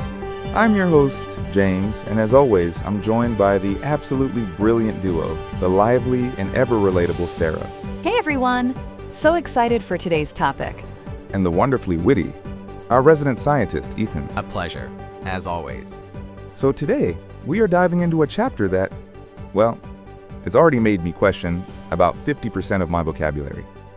It's called Transcending Speciesist Language, from the book Speciesism, Why It Is Wrong. And it basically argues that the way we talk about animals is, well, fundamentally broken. So Sarah, the chapter kicks right off with pronouns. It says we shouldn't call a non-human animal it. My first thought was, okay, but why is that such a big deal? Oh, it's such a huge deal. And it's the perfect starting point. Think about it. When we use the pronoun it, what are we usually referring to? A chair, a rock, a lamp, an inanimate object. So when we refer to a dog, or a pig, or a fish as it, we're subconsciously lumping them into that same category of thing. We're linguistically stripping them of their sentience, of their individuality. And cognitively, she's spot on. Our brains are categorization machines. Language is the primary tool we use to build those categories. By repeatedly labeling a sentient being with an object pronoun like it, we reinforce the neural pathway that connects that being to the concept of object. It makes it quantitatively easier for our brains to bypass empathy. So you're saying it's not just about being polite, it's literally rewiring how we perceive them. That's heavier than I expected. Exactly. The chapter makes this incredible analogy. It says, imagine if we started referring to a certain race of people as its or somethings. We would immediately, and rightly, call that out as deeply racist and dehumanizing. The chapter argues it's just as discriminatory when we do it to other species. We're just so used to it, we don't even see it. Okay, wow. That puts it in a whole new light. So pronouns are just the tip of the iceberg, right? The chapter moves on to name-calling. Yep, think of all the insults. You're such a pig. Don't be a chicken. He's a weasel. The list goes on and on. We use the names of these incredible, complex beings as shorthand for negative human traits. Right, but is that really denigrating the animal? When I call my friend a silly goose, I'm not making a statement about the intelligence of actual geese, am I? I think you might be, James, just not consciously. The question isn't your intent, but the origin and effect of the phrase. Why is pig an insult? It's because our cultural starting point is that pigs are dirty or greedy. Why is chicken an insult? Because we've decided they are cowardly. Using these terms, even casually, reinforces that base-level speciesist assumption. It perpetuates a low view of these animals. He's right. The book says, and this is a powerful line, that it's no better than using a racial slur. You can't claim to challenge racism while using racist language. And in the same way, you can't really challenge speciesism while using speciesist language. It's speaking out of both sides of your mouth. Okay, I'm with you. So then we get to euphemisms, which feels a bit more straightforward. We don't eat cow, we eat beef. We don't eat pig, we eat pork. Exactly. It's a classic tool of dissociation. It sanitizes the plate. It lets us disconnect the food from the sentient individual it once was. But the chapter makes a really interesting point that I hadn't considered. It even calls out vegan products for this. Wait, what? How so? Well, you see things like vegan chicken nuggets or plant-based tuna. The chapter argues that even by using those names, we're reinforcing the idea that a chicken's primary purpose is to be a nugget, or a tuna's is to be sandwich filler. It keeps them in the food category in our minds, even if the product itself is animal-free. And that is a hotly debated topic. Is it a pragmatic bridge for people, using familiar terms to ease a dietary transition? Or is it, as the author posits, a linguistic Trojan horse that keeps the speciesist framework intact? It's a fascinating dilemma that shows just how deep this language runs. It really is. And it's not just about the animals we eat, right? The chapter also mentions how we talk about nature, saying a lion preys upon its prey. It sounds so sterile, so clinical. Prey. What it's actually describing is a terrifying, violent death for one animal. But calling them prey, it defines them by their victimhood. We would never, ever refer to a human being chased and killed as prey. We'd use much more compassionate language. This leads us to those common expressions that I am 100% guilty of using. Working like a horse, human guinea pig. And we all are, but let's break them down. Work like a horse implies that it's the natural, right order of things for horses to do hard labor for humans. Human guinea pig voices outrage that a person is being experimented on, which carries the unspoken assumption that it's perfectly fine to do it to an actual guinea pig. But the most telling one, for me, is the phrase, "I was treated like an animal." The horror in that expression is reserved for the human who is lowered to that status. The underlying premise is that being treated that way is the norm for non-human animals, and that it's acceptable. It creates this massive artificial wall between humans and animals. You know, this constant unpacking of things we say without thinking, it feels like the perfect moment to talk about our sponsor, who is all about conscious choices and reconnection. This episode of Penplexity is brought to you by Sharan. Sharan, which stands for Sanctuary for Health and Reconnection to Animals and Nature, is dedicated to spreading awareness about holistic health and a compassionate, sustainable lifestyle. Their team of doctors and nutritionists has a vision of building a culture of health, empowering you to make long-term changes based on scientific evidence. They've helped over 100,000 people through books, talks, and consultations. You know, it ties in so perfectly.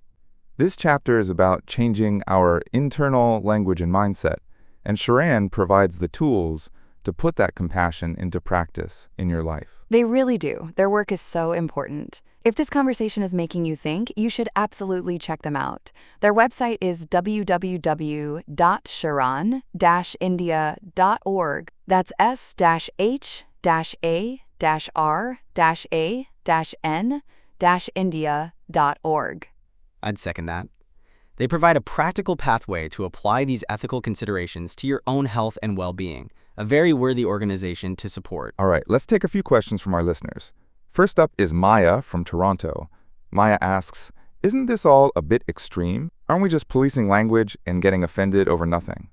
Ethan, what are your thoughts? That's a very fair question, Maya.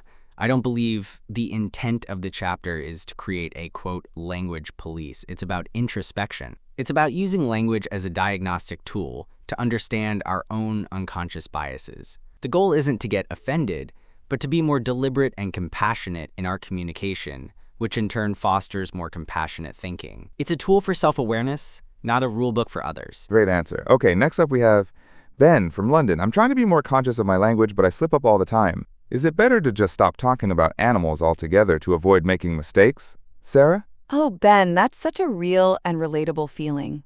But please, please don't stop talking about them. The goal isn't perfection, it's awareness. It's progress. Just the fact that you're noticing the slip-ups is a huge, huge victory. Every time you consciously choose she instead of it for a squirrel in your garden, you're strengthening that new neural pathway Ethan was talking about. It's all about the effort, not about being perfect overnight. Progress, not perfection. I love that. Okay, one last question. This is from Chloe in Sydney. The chapter mentions using non-human animals instead of just animals. Doesn't that sound a bit clunky and academic for everyday conversation? It can feel a little clunky at first, Chloe, I totally get that. But the reasoning is so powerful. When we just say animals, we're almost always creating an us versus them scenario. But we are animals. We are part of the animal kingdom. Using non-human animals, or other animals, is a tiny verbal reminder of that fact. It helps break down that artificial wall that allows for so much othering. You don't have to use it every single time, but sprinkling it in can be a really great mental reset. Fantastic. Gosh, this has been so eye-opening. I feel like I need to go back and re-edit my entire life's dialogue. Sarah, before we head out, can you try and boil this all down for us? What are the key takeaways from the chapter? I'd love to. I think there are three main things to hold on to. First, our language is not neutral. It actively builds our reality and shapes how we treat non-human animals. Second, we can actively challenge speciesism by making small but powerful changes to our words, swapping it for /he, questioning insults like pig, and noticing euphemisms. And third, the goal isn't to be a perfect speaker overnight, but simply to be more aware. That awareness is the first step towards seeing non-human animals as the sentient individuals they truly are. A perfect summary of a mind-bending chapter. Sarah, Ethan, thank you both so much for this conversation. And to our amazing listeners, what should Penplexity get perplexed by next? We want to hear from you. Follow us on all the socials at Penplexity, that's Penplexity, and check out our website at penplexity.com for more. Thanks for tuning in.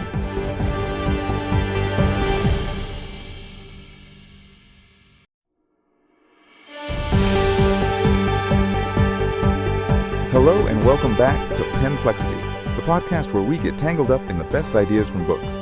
I'm your host, James, and with me, as always, are the dynamic duo of deep dives, Sarah and Ethan. Hello, hello! So excited for today's topic. Greetings. I've been looking forward to this one. It's provocative. Provocative is the word, Ethan. Today, we're jumping into a chapter from the book Speciesism, Why It Is Wrong. And it asks a question that I think it stops a lot of people in their tracks. The chapter is titled, Is Anti-Speciesism Anti-Human? Oof, yeah, that's the big one, isn't it? It's kind of the ultimate gotcha question that gets thrown around. Like, oh, you care about animals? What, you must hate people then? Exactly. It sets up this false choice. So, Sarah, as our resident expert on this text, what's the book's short answer? The short answer is a very, very clear no way. The author is pretty emphatic about it. It's framed as a total non sequitur, which it is. The book makes this great comparison to sexism or racism. Saying that ending speciesism means we care less about humans is like saying that ending racism means we have to care less about white people. It just doesn't follow. The logic is sound. It's not a zero-sum game. Morality isn't a fixed pie, where if you give a slice to one group, you have to take it from another. The argument here is about baking a bigger pie. It's about moral expansion. A bigger pie. I like that. But to play devil's advocate for a second, our resources, our attention, they are finite. The chapter even mentions, millions of children dying from preventable diseases while we're obsessing over the latest movie. If we start pouring all this energy into, the moral status of fish, does that not, practically speaking, take away from the human problems we're already failing to solve? I'm so glad you brought that up because the book tackles that head on. It basically says, you're right, our moral concern for other humans is also not where it should be. The point isn't to choose between helping a child and helping a chicken. The point is that we need to grow ethically on all fronts. It's about raising the moral tide so that, all the boats rise with it. Concern for everyone, human and non-human, is heightened. It's about cultivating a general disposition of compassion and ethical consistency. If you're using reason to extend your moral circle to include a suffering animal, the same faculty of reason should, in theory, make you more sensitive to the suffering of a human you might have previously ignored, not less. The muscle you're exercising is the same. Okay, that actually makes a lot of sense. It's not about redirecting concern, but deepening it overall. But then the chapter goes somewhere even more challenging. The epilogue. Wow. It's titled, We Are All Speciesists. That's a bold claim. Kinda feels like a personal attack, doesn't it? It feels that way, but it's not meant as an insult. It's meant as a diagnosis.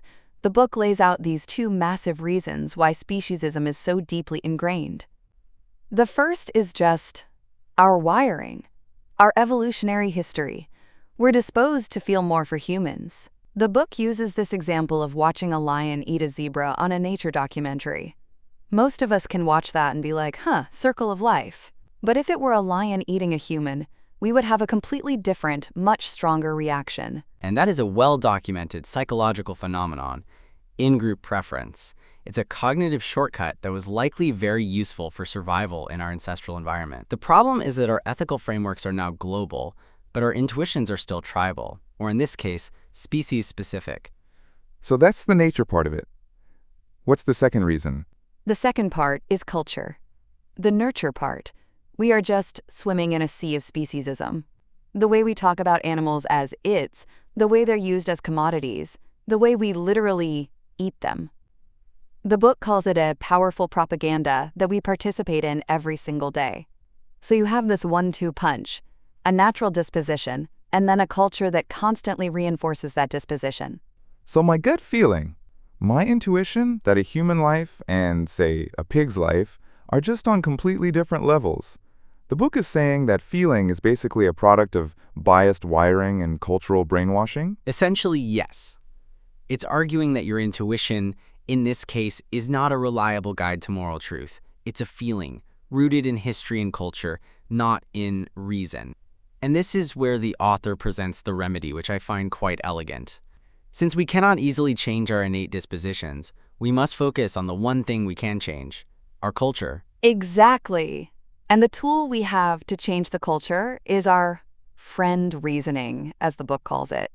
It's saying we have to actively distrust our gut feeling on this topic. That screaming intuition that says, this is just wrong.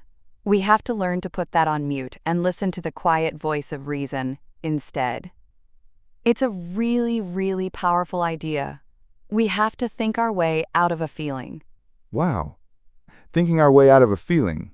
That's a Penplexity, if I've ever heard one. You know, this whole idea of creating a cultural shift towards health, compassion, and making reasoned lifestyle choices, it actually makes me think of our amazing sponsor. This episode is brought to you by Sharan, which stands for Sanctuary for Health and Reconnection to Animals and Nature. They are dedicated to spreading awareness about holistic health and an ecologically sustainable, compassionate lifestyle. They're a team of doctors and nutritionists with a vision of building a culture of health, helping you make long-term lifestyle changes based on real, scientific evidence. Oh, that's such a perfect fit for this chapter. Sharan is literally doing the work the book talks about. They're helping to bring about that cultural shift, empowering people to make choices that are better for themselves, for animals, and for the planet. It's all connected. Indeed. The chapter argues that even small efforts can make a big difference, and what Sharan does is huge. They've helped over 100,000 people. It's a real-world example of creating a better culture through education and evidence-based practice. We highly recommend you check them out at sharan-india.org. That's s-h-a-r-a-n-india.org. Definitely check them out. And now, let's get to some questions from our listeners. Our first one is from Leo in Portland. Leo asks, if we are all innately speciesist, isn't trying to change that just fighting a losing battle against our own nature? Ethan, what do you think? That's an excellent question, Leo. It's tempting to see it that way, but we fight our nature all the time.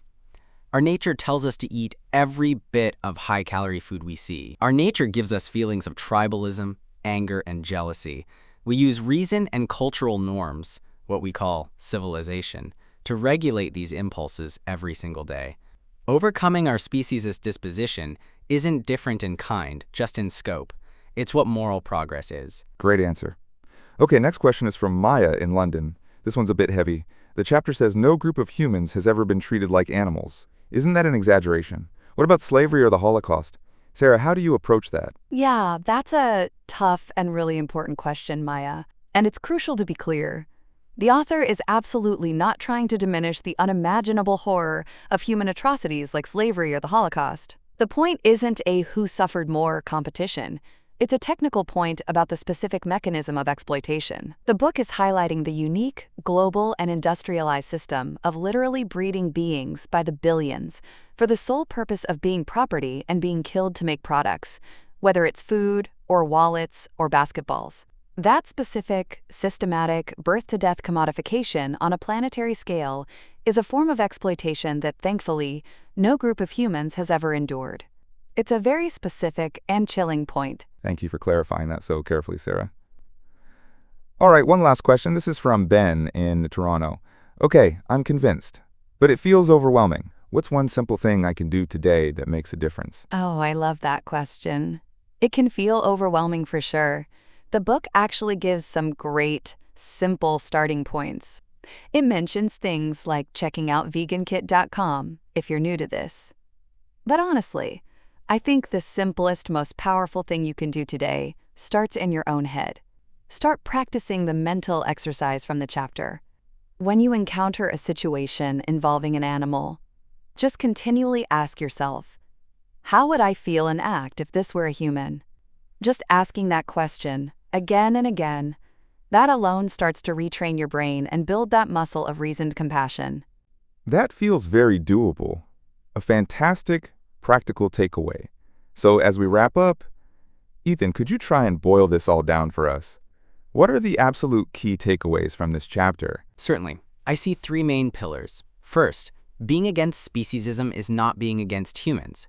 It is a philosophy of moral expansion, not moral replacement. Second, Acknowledging our own biases is critical. We are all products of a speciesist biology and culture, and admitting that isn't a surrender. It's the necessary first step toward progress. And third, reason is our best tool. Our gut feelings on this topic are flawed, so we must rely on careful, consistent reasoning to guide us toward a more ethical and compassionate culture. Brilliantly put. Moral expansion, acknowledging bias, and using reason. That's Penplexity, folks. A huge thank you to Sarah and Ethan for unpacking that with me. Anytime, James. My pleasure. And thank you all for listening. What should we get tangled up in next? Let us know. You can find us on all the socials at Penplexity, that's Penplexity, and on our website, penplexity.com. We'll see you next time.